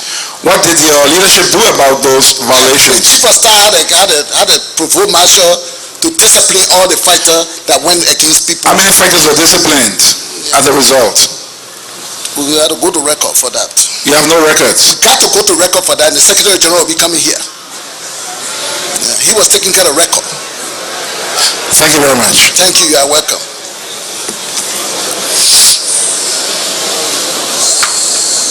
One, two, three. Thank you, Mr. Witness, for your presentation and for honoring our invitation to share with us your wisdom and understanding about the contemporary history of this country's past suffering time. I have some questions I would like to ask you also. The first one is, at what time did LURD decide to attack the duly elected government led by Charles Taylor? Was it immediately after his victory in elections of 1997, or was it later, or was it before? When was that decision made? I've forgotten your name. Please give your name again and go over your question, please. Oh, sorry. My name is Gerald Coleman, Commissioner Coleman. Okay. Thank you. Keep your And the question. question again, at what point did LURD decide to attack the duly elected government led by Charles Taylor? Was it immediately after his victory in elections 1997, or was it later, or was it before? Thank you. Anyway, I wasn't the first chairman of law. I wasn't there during the attack, the first attack. I wasn't the first chairman, and I wasn't member of law during the first attack. And after the election, when Charles Taylor was elected, I was in this country as a civil servant up to 2002 before I leave this country. So I don't have an idea about that. And So when I became chairman, this country was not truly democratic anymore, because the president, when I became chairman, the president was indicted, and there was a problem then. This government was not a stable government at the time. So we are a resistance movement. For me, my position, after the attack of Guinea, after the attack on Freetown, and Chancellor was indicted while he was still in the office of the president, and so I don't want you to be calling him during my term of administration a duly elected president at the time. So are you saying that there was a time where you felt that Mr. Taylor was not the elected president of Liberia, and that was the time you attacked him? How can you be a president if you are indicted? If you are indicted, you are not a president anymore. What does that mean, please? When you are elected by the people of this country to be their president, you are no longer the president. Why he left? His term was not over, he left. So he still was president while he was in Nigeria because he was elected. Was he still the president? Because his term was not over, he left this place. So how do you call that? He was not supposed to leave them because he was elected by the people. No, I'm not. You see, maybe there's a misunderstanding of communication. Yeah. I'm just asking, for example, in 1997, there is no evidence of you being involved in gathering young people for members of LURD to attack this government? No. No evidence at all? No. Good. Okay, that's one point you're making. And then the second point is, you said your point of attack was only based after Mr. Taylor was indicted? No, the attack took place, but I don't know. I wasn't a member at that time. Okay, so when you were a member, what time were you a member? When did you get to hold the position as the head of LURD? What day and what month, what year? After waging war on gaining Freetown and after being indicted. So after the indictment is when you took over as head of LURD. Yeah. Is what you're telling us. Yeah. Okay. Thank you.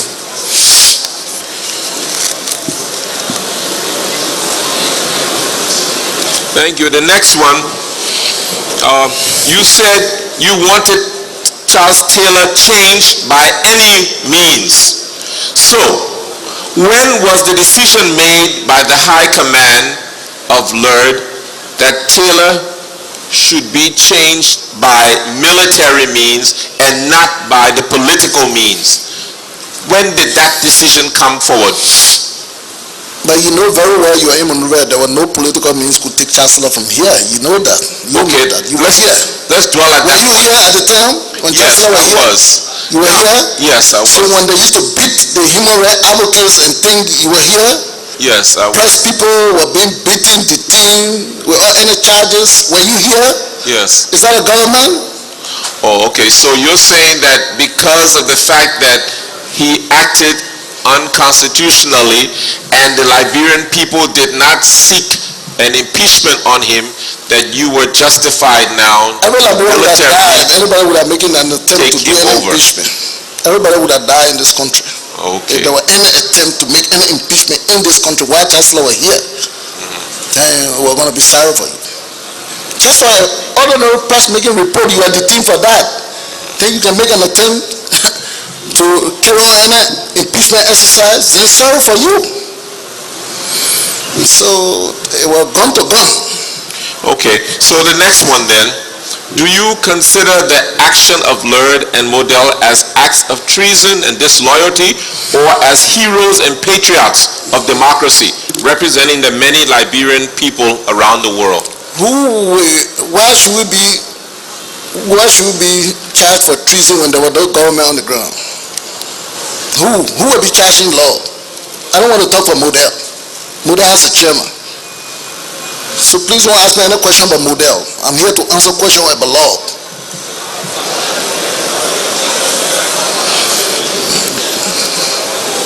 So are you saying that LURD's action only took place in Liberia after the indictment? There was no subversive attack on this country in 1999, 2000, 2001, 2003? I'm not aware of that. I'm telling you that nobody could charge us LURD because there were no. If the government is not acting upon the constitution of the country. Then, if you have a government that running police states, then what do we do? So do you take the law into your own hands If as the a government group? cannot provide security for somebody, what do? You take on to protect yourself. We were protecting ourselves. Is that We were resisting justification? group. There was no security. Is that justification for a group of Liberians to take the law in their own hands and Nobody was taking law commit in their treason? hand. The government could not provide security for nobody. And that's it. Everybody wanted their own security. So is that the justification you're giving? Yeah, everybody Thank know you. everybody know the role that LURD play in this country, and we risked our life, and we fought for a change, and we fought for democracy, we fought for reconciliation, and Etc., etc. and Thank you. that's our Okay. objective. Thank you very Next. much. Next, do you have any proof that the vast majority of the Liberian people commissioned LURD to stage a coup against the state? In 1980, we were told, for example, that the Declaration of Intent was signed by over 65,000 Liberians plus, mandating PPP to force the elected government out of office. Does LURD have any kind of document like that with Liberian people signing and demanding such? Yeah, Or just the idea of the free high it command? wasn't written, but we received a rousing welcome in Monrovia, where 10,000 people were jubilating. So it was the indirect welcome of the 10,000 people. Yeah, it was verbal. Anything is verbal, written, and verbal contract are all honor the same. Okay, I Yeah. see.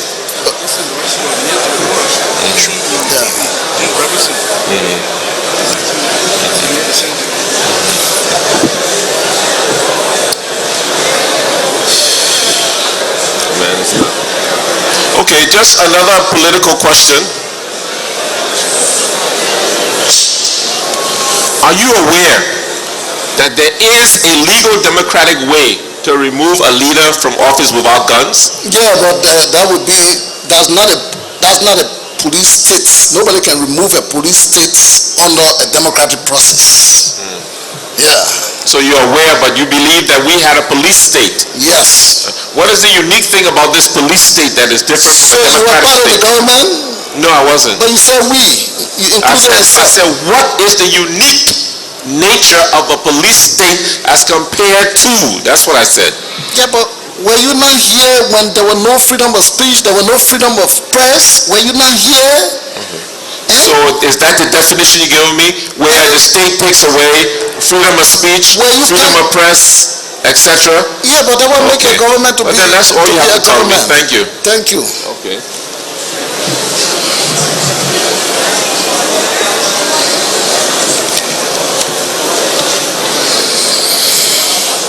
I think we'll finish soon today. Huh? I said we'll finish soon today. Okay, next.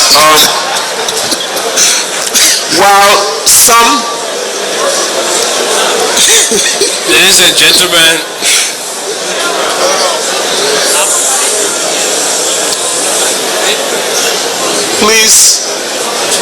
please understand, my questions are meant to understand the motivation, the process, etc. of what happened. They're not personal in any way. Okay? You are welcome. Next, while some may understand your motivation for picking up arms against the duly elected government of Liberia under the NPP leadership, who do you think should be responsible for the side damage done by LURD in the course of liberating the nation? For example, property damage, And who loss is of responsible life, for the democracy we have today? crime The against TRC we have here humanity. today. Somebody should be responsible for that also. Somebody should have the credit for that too. Please, I'm Yeah. asking you one question. You may tell me at the end that you want credit for something, but at Yeah. least who do you think should be responsible for the damage? Yeah, but also ask me question, and also I want to know who should be I will responsible. answer that later, but let me hear the first question But answer, please. if somebody is giving credit for fighting for democracy and putting the place, putting these structures, and somebody risk their life for those things, the person should be rewarded and get credit. Then if you endorse that, then we can see who will get the reward for the damages that took place. Somebody will be held responsible, but not me, for the damage. Because if you go and damage somebody's property, you will be responsible. But we can do our investigation I'm sorry the chief of staff is late. I would have called him here and said, but man, who damaged that place? And he would have told me, or I would have hold him responsible, but not me, because I wasn't there. Okay, so you're saying that though you were the head and Yeah. administered the process, you don't want to accept the responsibility for the consequences that came from that process. How can But you you want the rewards only. How can you take a responsibility for a Liberian that have an in-birth right? Can I take a responsibility for a Liberian? No, you can't take responsibility for a process you administered as the head. No, that was just a group that wanted to come back together. We just had one ideology. Mr. Witness, just Okay. ladies and Don't leave that. gentlemen, your noise is competing with us. We are not hearing distinctly. And the unfortunate thing is that all these things have been recorded for people after you 30 years from now to hear. And it will look so ugly if you are listening to the radio, you know how you sound. You're just murmuring in the background.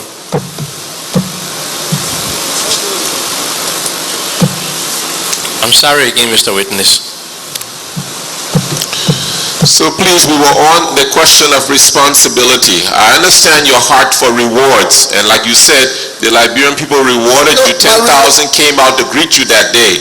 But what about the responsibility? That's our mandate Mr. now. Witness, I don't want my Mr. reward to be Witness. a money. It could be. Mr. Witness, Yeah, okay. I'll give can you please give him a chance to Thank finish you. it? I'm sorry for that. Okay. See, we have been given a mandate to deal with accountability for these issues. So I'm just concerned, since you were head of a particular rebellious group, could you please tell me your personal opinion? Who do you think should bear the brunt of the responsibility for the consequences of the actions that were performed during your administration? So if the chief of staff of this country kills somebody, the president will be responsible? So are you saying that you should not, but your chief of staff should bear it? Who is that chief of staff? Give me his If name, the chief of please. staff go and lawfully kill somebody, he will be responsible. Once the president does that, we didn't get order for that. That is We didn't sanction any killing. Nobody could come there and say, Sekou Damate ordered that I should be killed. Sekou Damate ordered that my father should be killed. Nobody, even to put in jail, nobody will come here and say, Sekou Damate ordered that I should go to jail. Nobody. I didn't even put nobody in jail, neither to kill. Excuse me, sir.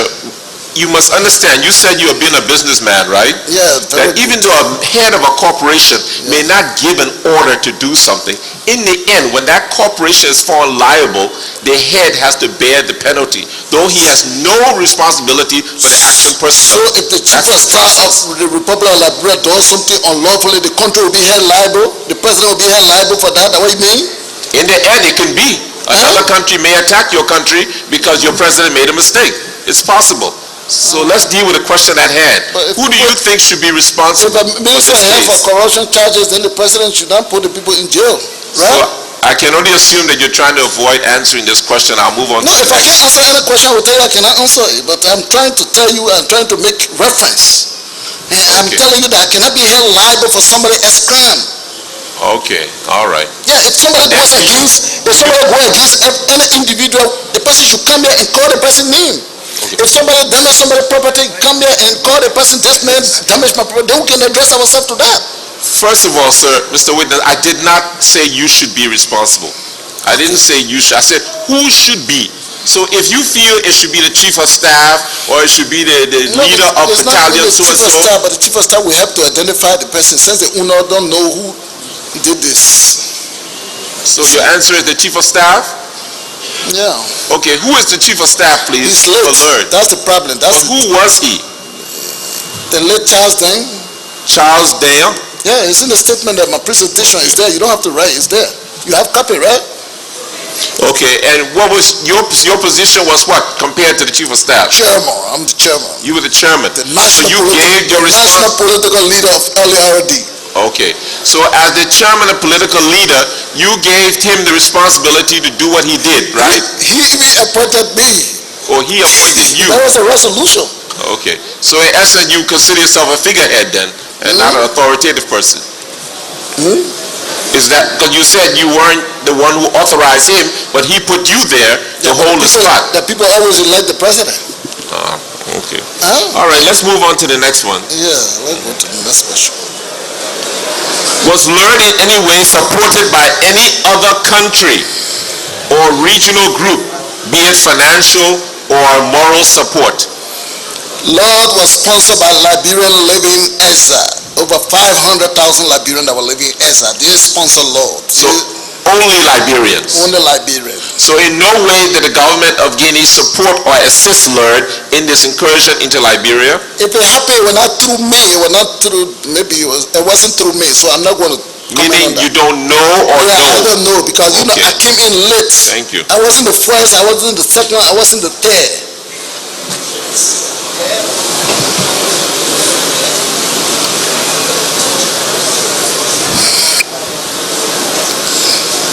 Did you, after the ceasefire, take part in the power sharing that took place in this country with NTGL? No.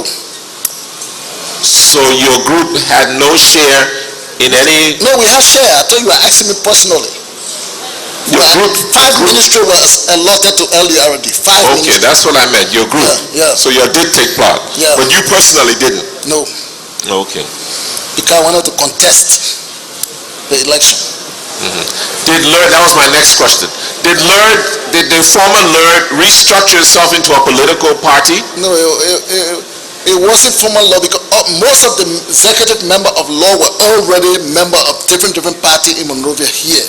So Okay. it wasn't LURD, but since I was a leader and the former fighter were looking up to me and I wanted to carry on some transformation, I wanted a membrane to know that, look, there's no more LURD, we should be talking about an institution, and that was prudent were found. So now I will be happy, everybody should be calling me former standard bearer instead of former Lord. Podia? You see? Oh, prudent.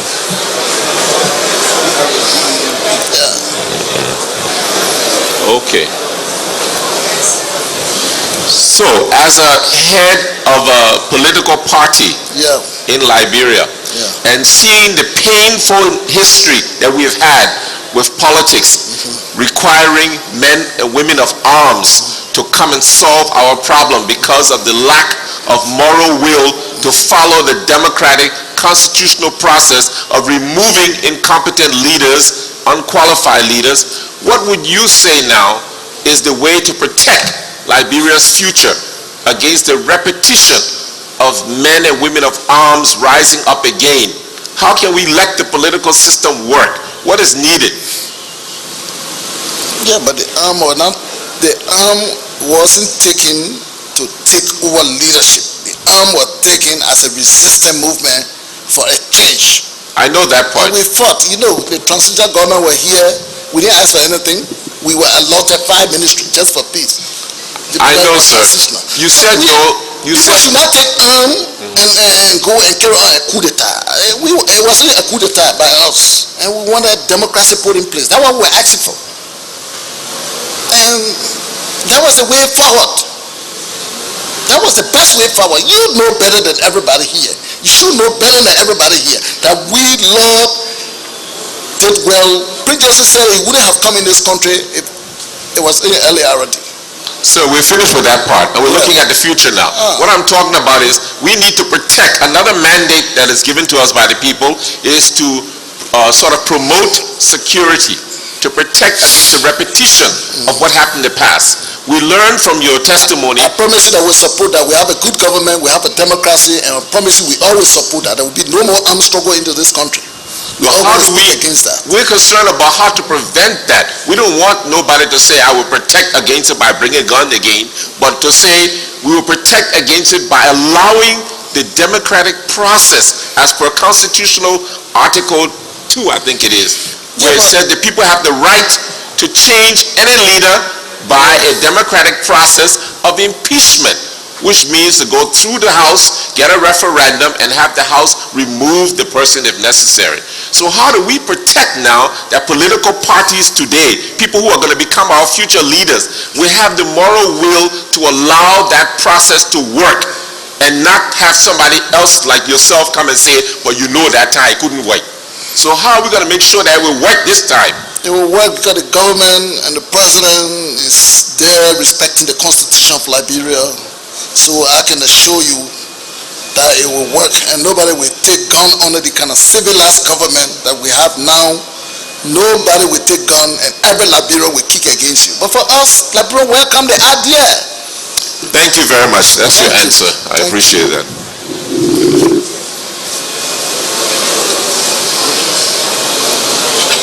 I think we finished, huh?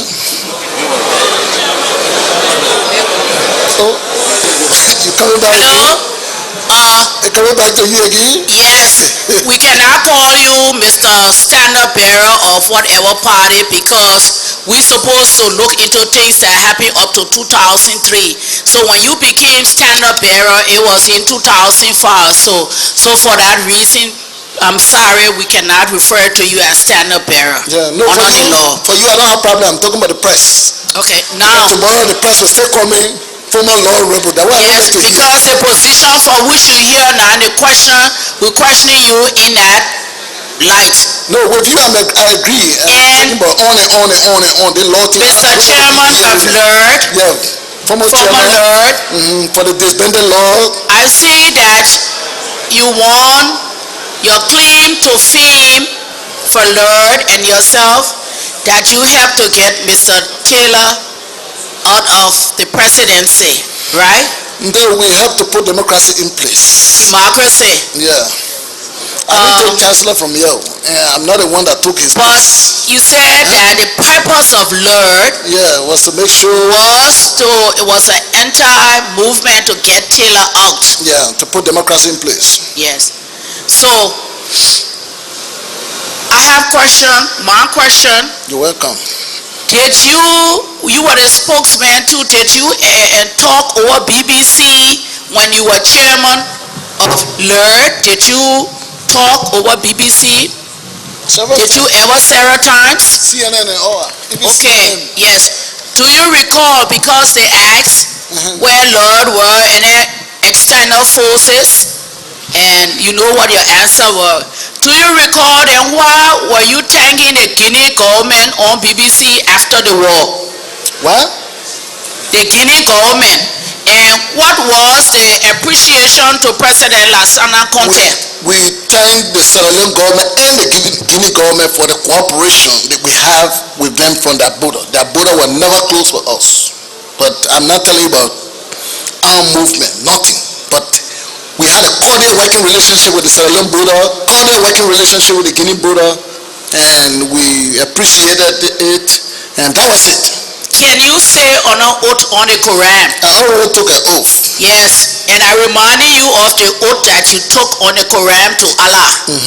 That during the time of LURD, no ammunition came from any of the borders I'm not going to take to oath for Liberia. that because I wasn't the first chairman.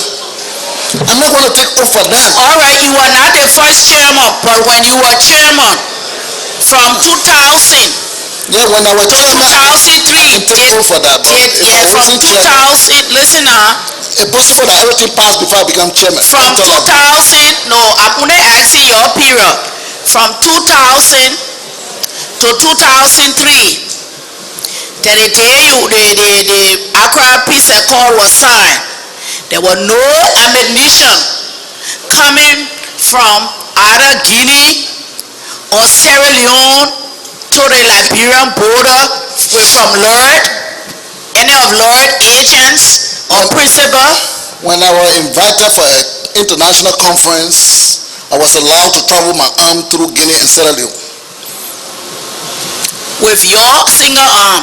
With my arm, my stock, not single arm. Your stocks. My convoy arm. Okay. I was allowed when I was invited. Mr. I told her I needed my own security. Mr. Former Chairman. Yeah.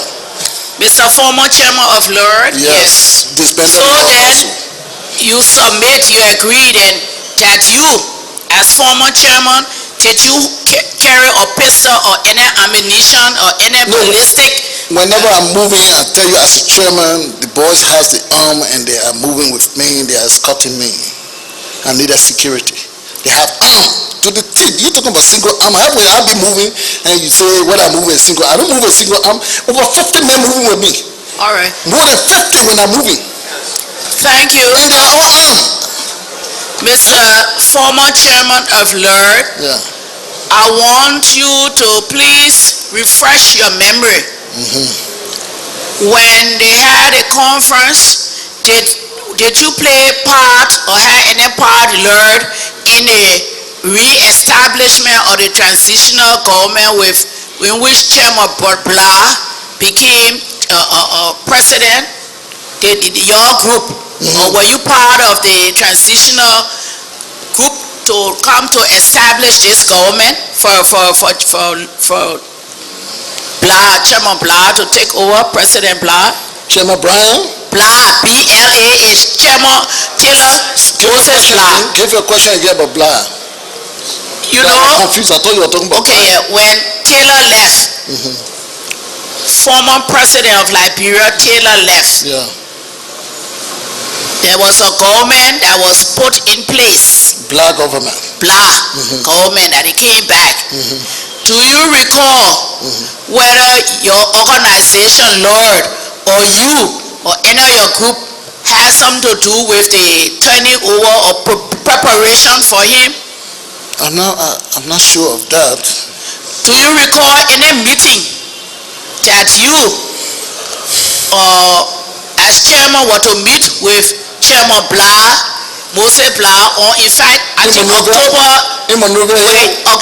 1, 2003? Yeah, when I came to Tottenham, bro. Yeah, and you recall that at a red light there was some skirmishing, some problem with you, with your group, and the LURD group there, and there were a lot of shooting and things from red light into Monrovia. Do you recall? Yeah, but don't say your group. Just say there was shooting, and I will make clarification. Okay, that was with LURD. That's what I'm saying now. And who? And NPFL. Yeah, now you get it straight. Because one person can shoot. Because why I refresh your memory, you said you gave on a statement here like there were no shooting in Monrovia area with LURD. And I just want to refer you to the specific dates. Yeah, but who did the shooting? When I left my Tottenham resident to visit Moses Blah. Yeah, what happened? I came on an attack. I was attacked. Came on an attack. Attack. So what did your boys do? Your boys, who you take for 50 boys with you ammunition. When you came on an attack, what did they do? You didn't. Were you on the scene? I'm asking you. Yeah, but your question is like you are talking like you were on the scene. Because we supposed to be truth-telling, fact-telling, investigating, so we can be able to get the facts. That's what we have. So what the facts you heard, somebody told you, because you wasn't there. I am telling you, I was on the scene. And I was there. I was going to Moses Blah's house. Could you please tell me what happened? Yeah, I was on my way to Moses Blah's house and to recognize his presence on the ground. And the meeting was reconciliatory. We wanted to give the people confidence building, and I was going to a place, and the UN soldier was aware. They were even escorting me. We came on an attack, and you know the commander that was escorting out the UN, the ecomog commander, escaped. He left the scene, and what I did, I turned my vehicle around, and I went back to Tottenham. If I were a troublemaker, we were going to fight Monrovia that day. But because I was so peaceful, and I was really determined for peace, I told the boys to fall back. And no, now one gunshot came from your side. Any situation about fighting. Let the witness answer the question, please. Any situation about gun firing and about attack, for soldiers. Even if you want to retreat, you don't want to fight, you have to shoot. So there was a shoot up there. There was a shooting incident. You wanted me to die? No, I just wanted. No, maybe you wanted me to die if you didn't want the law to shoot. I came on an attack. What do you want me to do? Mr. Witness. You've answered my question. It was not that I want you to die. You answered the question that there was shooting, and I wanted to refresh your memory. Because you have said there was no shooting in Monrovia with LURD. So you've answered my question. Thank you very much. Thank you. And the next day when I saw Moses Blah at the executive mansion, I embraced him. I said, forget about those things. We wanted to forge ahead. We wanted peace.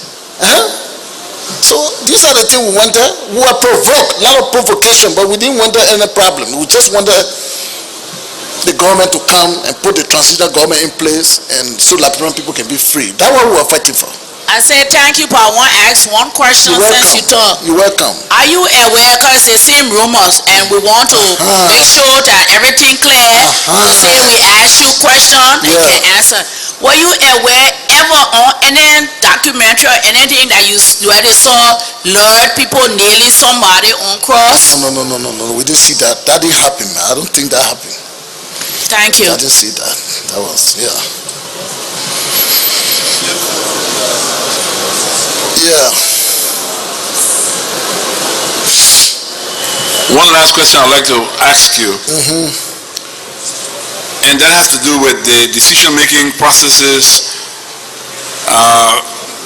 within the context of your hierarchy. There were about 2 times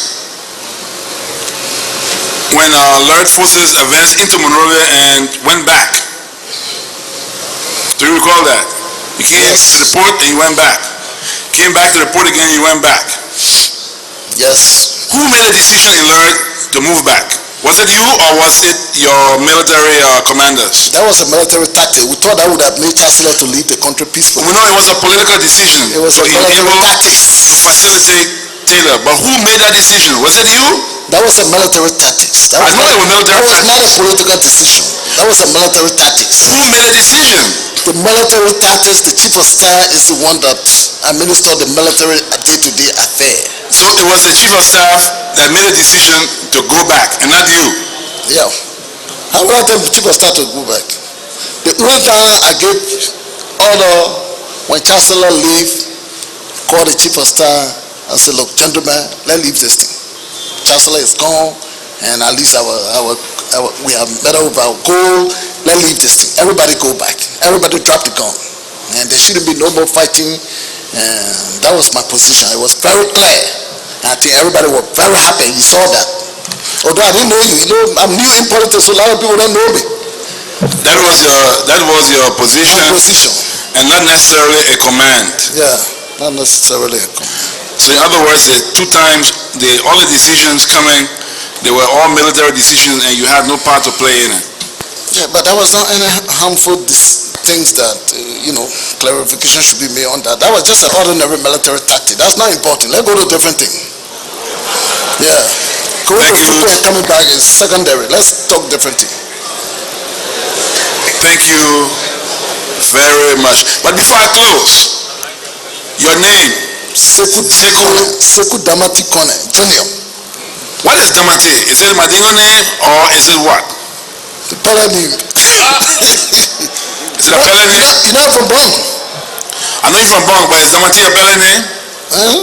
Is Damate a Pele name? It's a name anyway. It's a nickname. Damate is the nickname and my middle name. How did that nickname originate? It originated from my father. My father was Sekou Damate Senior and I'm Sekou Damate Junior. And my father used to be a transporter. And there was a vehicle imported in this country by one Mr. Conneh. And my father was driving that vehicle. And that vehicle used to call Damate. Damate vehicles, trucks. Yeah. And that's how your father got his name, and that's how you got his name. That's how I got a nickname. And you see, I'm the only Damate I think so far in the world. It's difficult to come across any Damate. Thank you very much. So,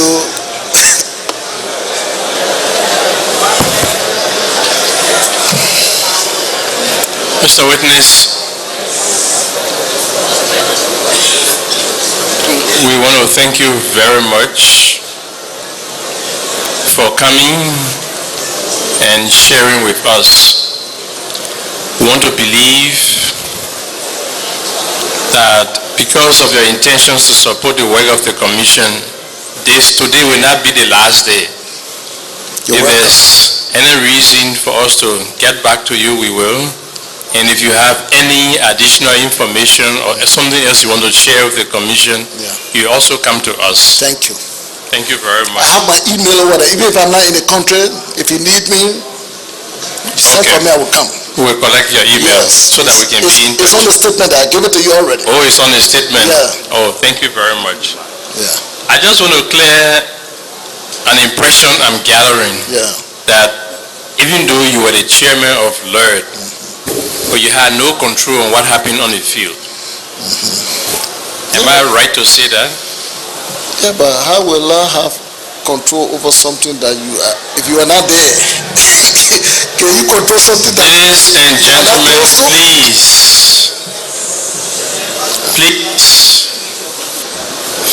Sir, Yeah, I don't know. I want to give some explanation for your question. And I also want to make reference to the structure of government, because you are familiar with the government structure more than the rebel structure. So when an incident occurred and the police, some arm of the police that take care of robbery, they rush on the scene, the president don't have to say go there. but you see, I like your argument, Yeah, but I want to draw a line. yeah, okay. Civilian institutions are different from military institutions.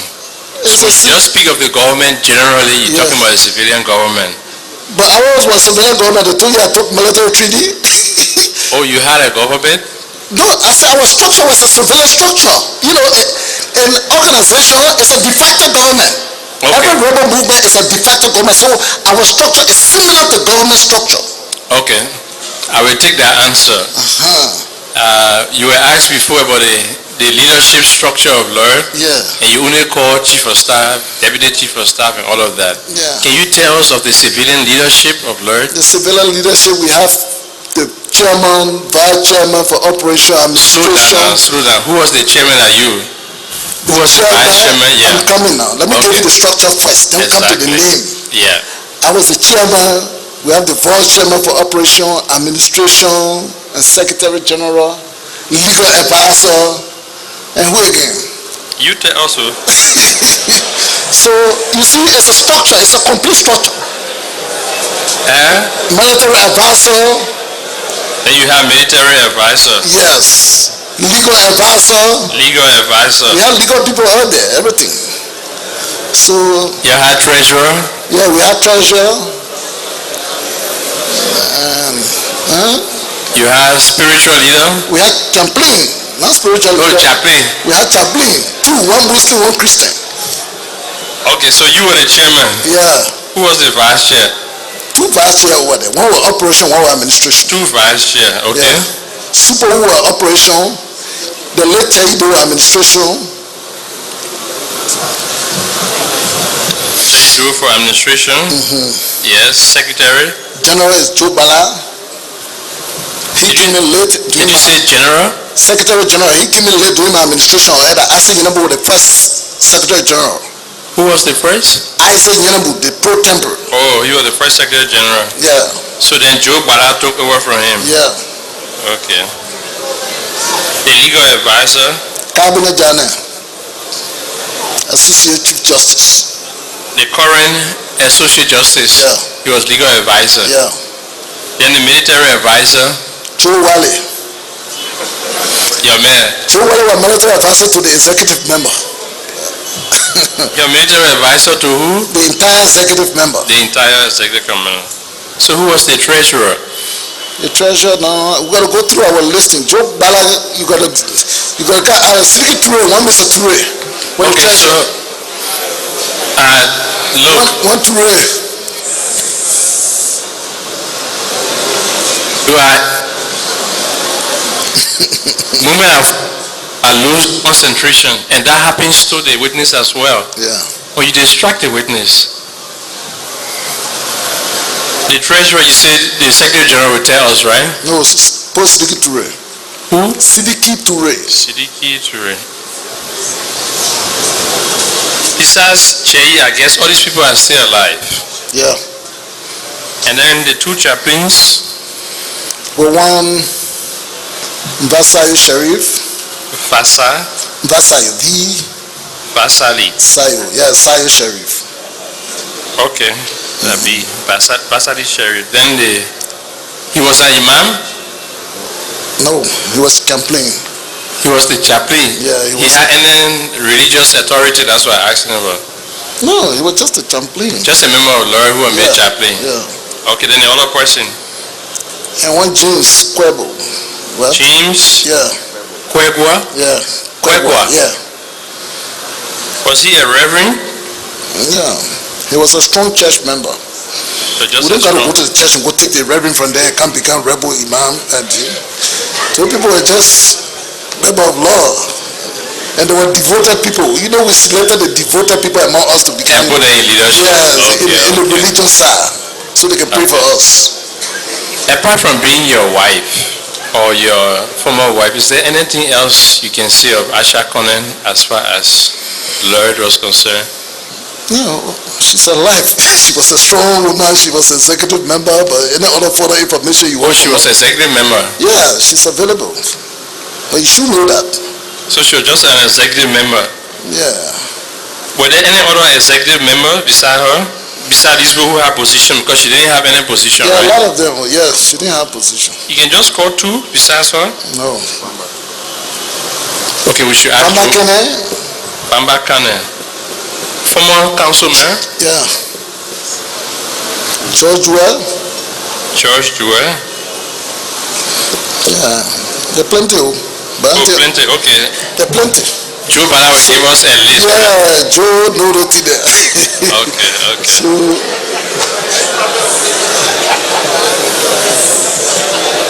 There is a very popular name with LURD.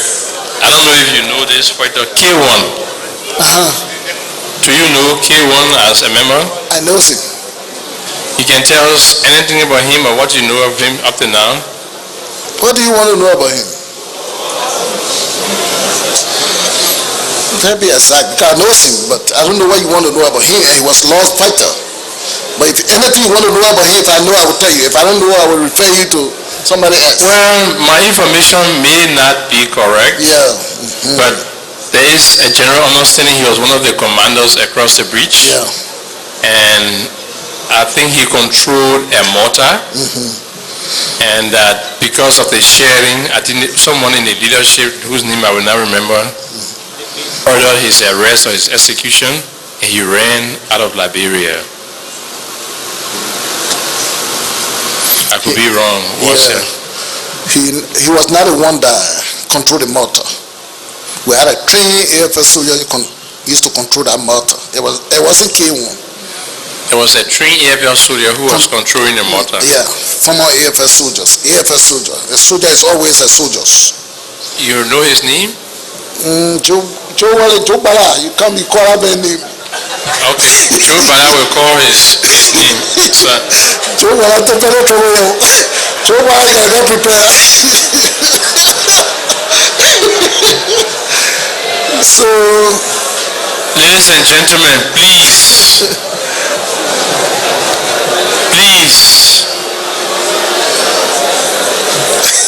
can we have it a little bit quiet, please? So, there was an AFL personnel who was controlling the mortar. exactly, sir. Do you know where the mortar was mounted? Bomber Hill, everybody was in Bomber Hill. We're coming from Bomber Hill. You know that mortar, you can't hold it in your hand, you be moving all around. But from Bomber Hills, until we came to Freeport, but you know the mortar won't come to the front.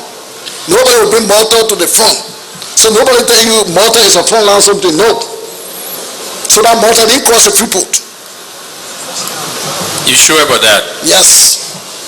But you It's can't. not a front line arm, you can only carry long range and I know. the heavier weapon you carry on the closer front line is the RPG. That's it. Jamaica Road is before Freeport, right? Yeah.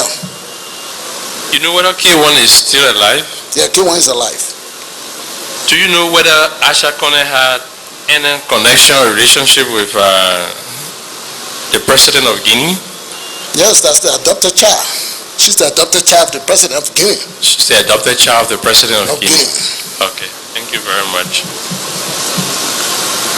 I'd like us to talk about the organization itself. Can you tell us the fighting strength of LURD at the time of disarmament? Close to 13,000 men. How many?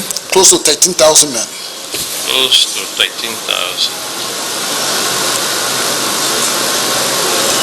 Thank you very much. What was the highest military rank in LURD, if you know? Chief of Staff, Lieutenant General. Lieutenant General. The Chief of Staff was a Lieutenant General. How was the ranking done? Were you the ones who promoted people and awarded And my rank? AD was a Lieutenant General because I didn't want to my aide camp to be subject to the chief of staff. I understand that. How did your EDCAM get that rank? I promulgated that rank for him. You promulgated a rank for him. Yeah.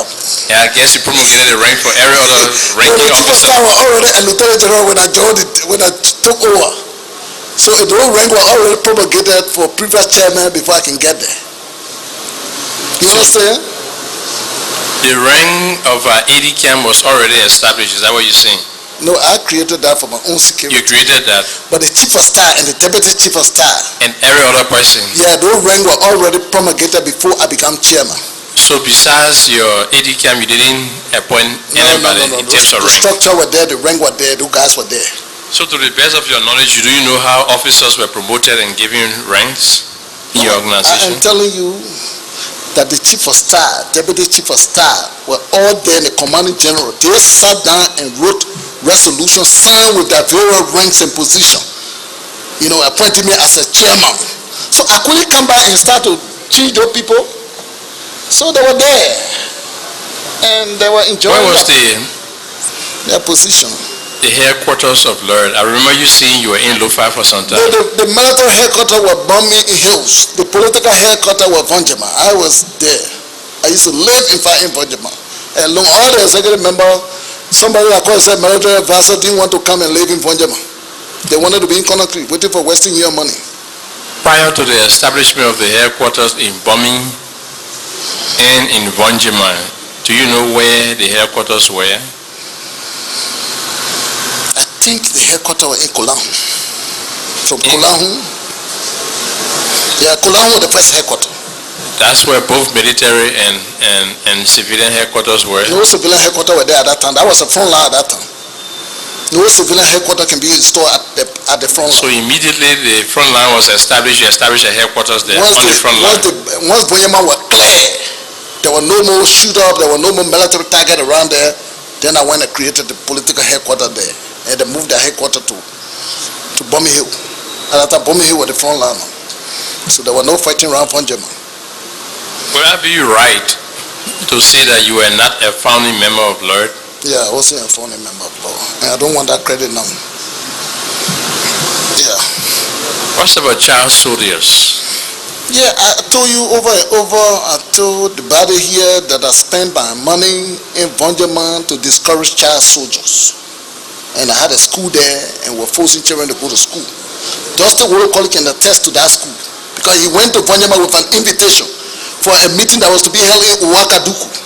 He went to Vonjema and we told him we had a school. He said he wanted to see it and he wanted a tip. And we tipped. We video it, we gave it to him. He can attest. He went to Vonjema, he saw the school there.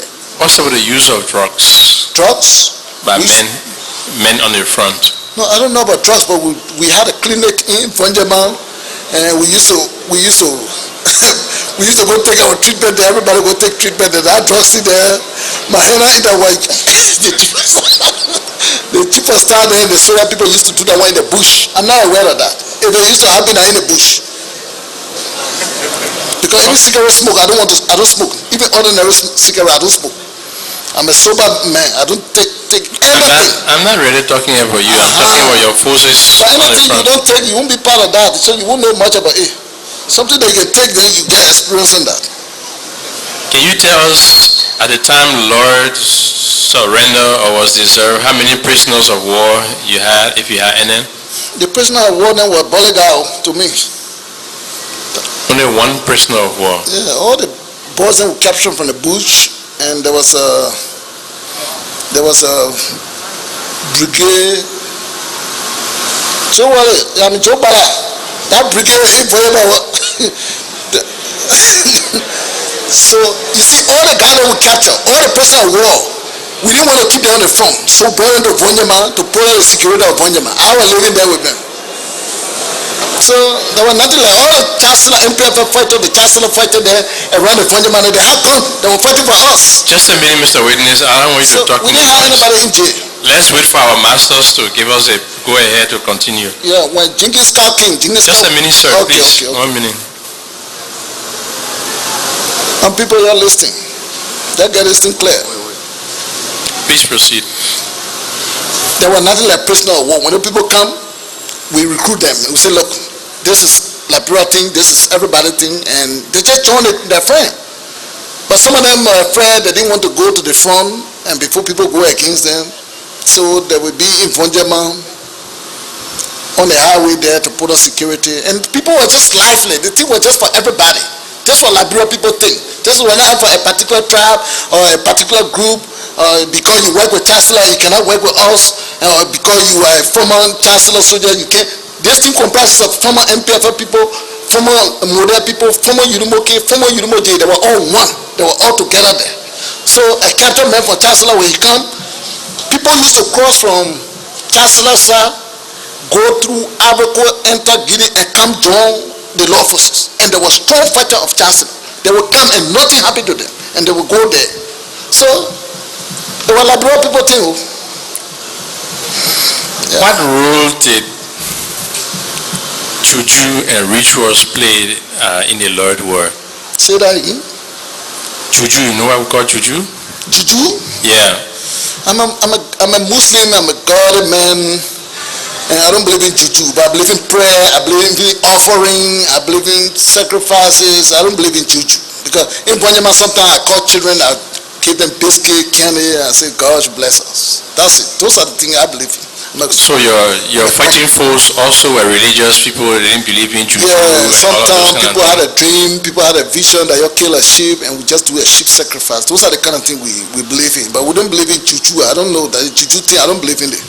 I personally don't believe in that, so I won't be part of that. Yeah. Well, the fighting forces on the LURD, were they uniform? No, not 100%.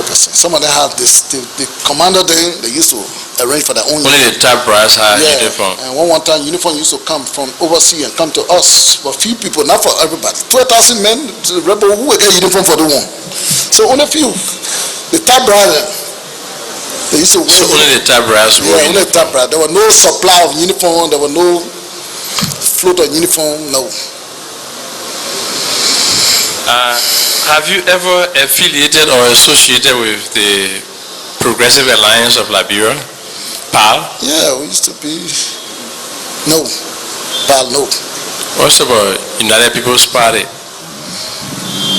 Yeah, during our school days, those are the parties that we used to give our support to in this country. I didn't hear you.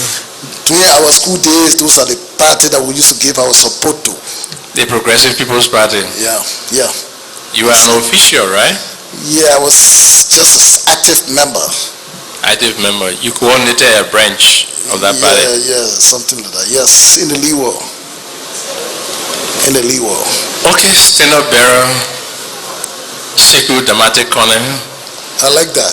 I want to tell you thank you very much for coming to the commission and for taking up your time to share your experience with us. Thank you.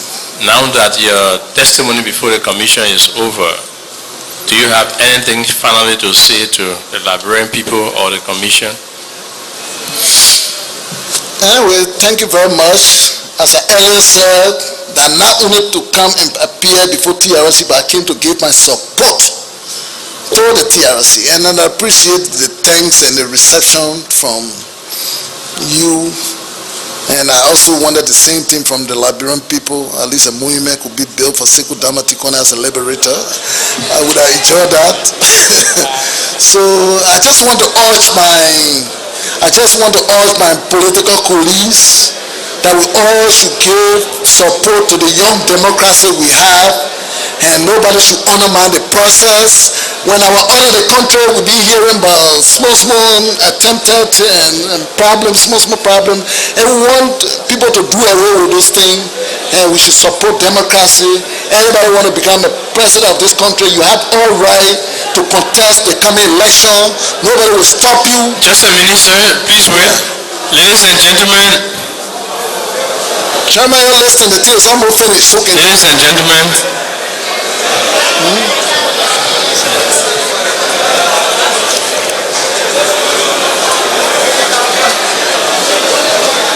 You are walking out with respect. If you do that quietly, please. The program is not over. The witness is still on the stand. And I will seize this moment to announce a security measure beginning tomorrow. There will be more as we progress. Tomorrow, except for TRC staff, TRC partners, and officials of government, anybody coming in should come properly identified with an ID. If you don't have an ID card, you won't be permitted in the hall tomorrow. That will be the first measure. And if our conduct doesn't improve, there will be a second measure. So tomorrow, please bring your ID card with you and have it on your chest so that you'll be properly identified. So we beg you, let the witness conclude so that we can close and we all leave. Mr. Witness. I thank you again, and I want to use this occasion to urge my colleague to support this young democracy. Anything that will derail this process, no Liberian should be part of that. And we all should support, and we are very happy our people are living peacefully and are being out of the country, and I'm very concerned about this country. We are concerned about the Ganta Hapo Highway, the Banga Medikoma Highway, the bridge, the Vatan Bridge, and those are the things that we're concerned about. And want every Liberian, every political leader to support the development of this country. And our people at ESR, they want to come back home peacefully. And some preparation need to be made for them. And these are the recommendations that we have. And the government is for every one of us. And we are prepared to support this government. Young democracy in Liberia come from war. And we are praying for lasting peace and reconciliation. And we want to tell our people up there in other Leeward country that look, we are all Liberian and we should just hold together and forge ahead and forget about the past. People make mistakes. But we should be talking about how to develop this country. Yeah, if you travel to Freetown, you travel to Guinea, you travel to neighboring country, then you feel bad. Look at Sierra Leone right here, they have electricity and we don't have electricity. And this country is far older than that country and rich more than that country. So these are the things that, distress me if I travel, especially in the sub-region, because I can't compare Liberia with Europe. But when I'm in the sub-region and I see the country develop, our country is behind, and people keep talking about war, people keep talking about conflict, people keep talking about other things, power, and this is not the time to talk about campaigning or presidency. We should support the government on the ground. And we are supporting democracy. Even if you have problem with the president, but it's not the president you are supporting the government, your people, and you are supporting democracy. And I can tell you, people, because of my background, the government may not trust me 100%, people may not trust me, but I trust myself. And I will recommit myself to the peace process of this country. I won't be part of anything that will undermine and derail the process that Liberian people are enjoying today, the peace they are enjoying. I won't be part of anything that will undermine the process. I'm telling you, if I have any other ambition in this country, we are going to wait for the 2011 election. And I tell you, so we all should work to support. If you can't work in the government, you would have given moral support. When I was out there, every investor I talk to, I tell them we don't have light. We have problem. We need this in our country. Can you help?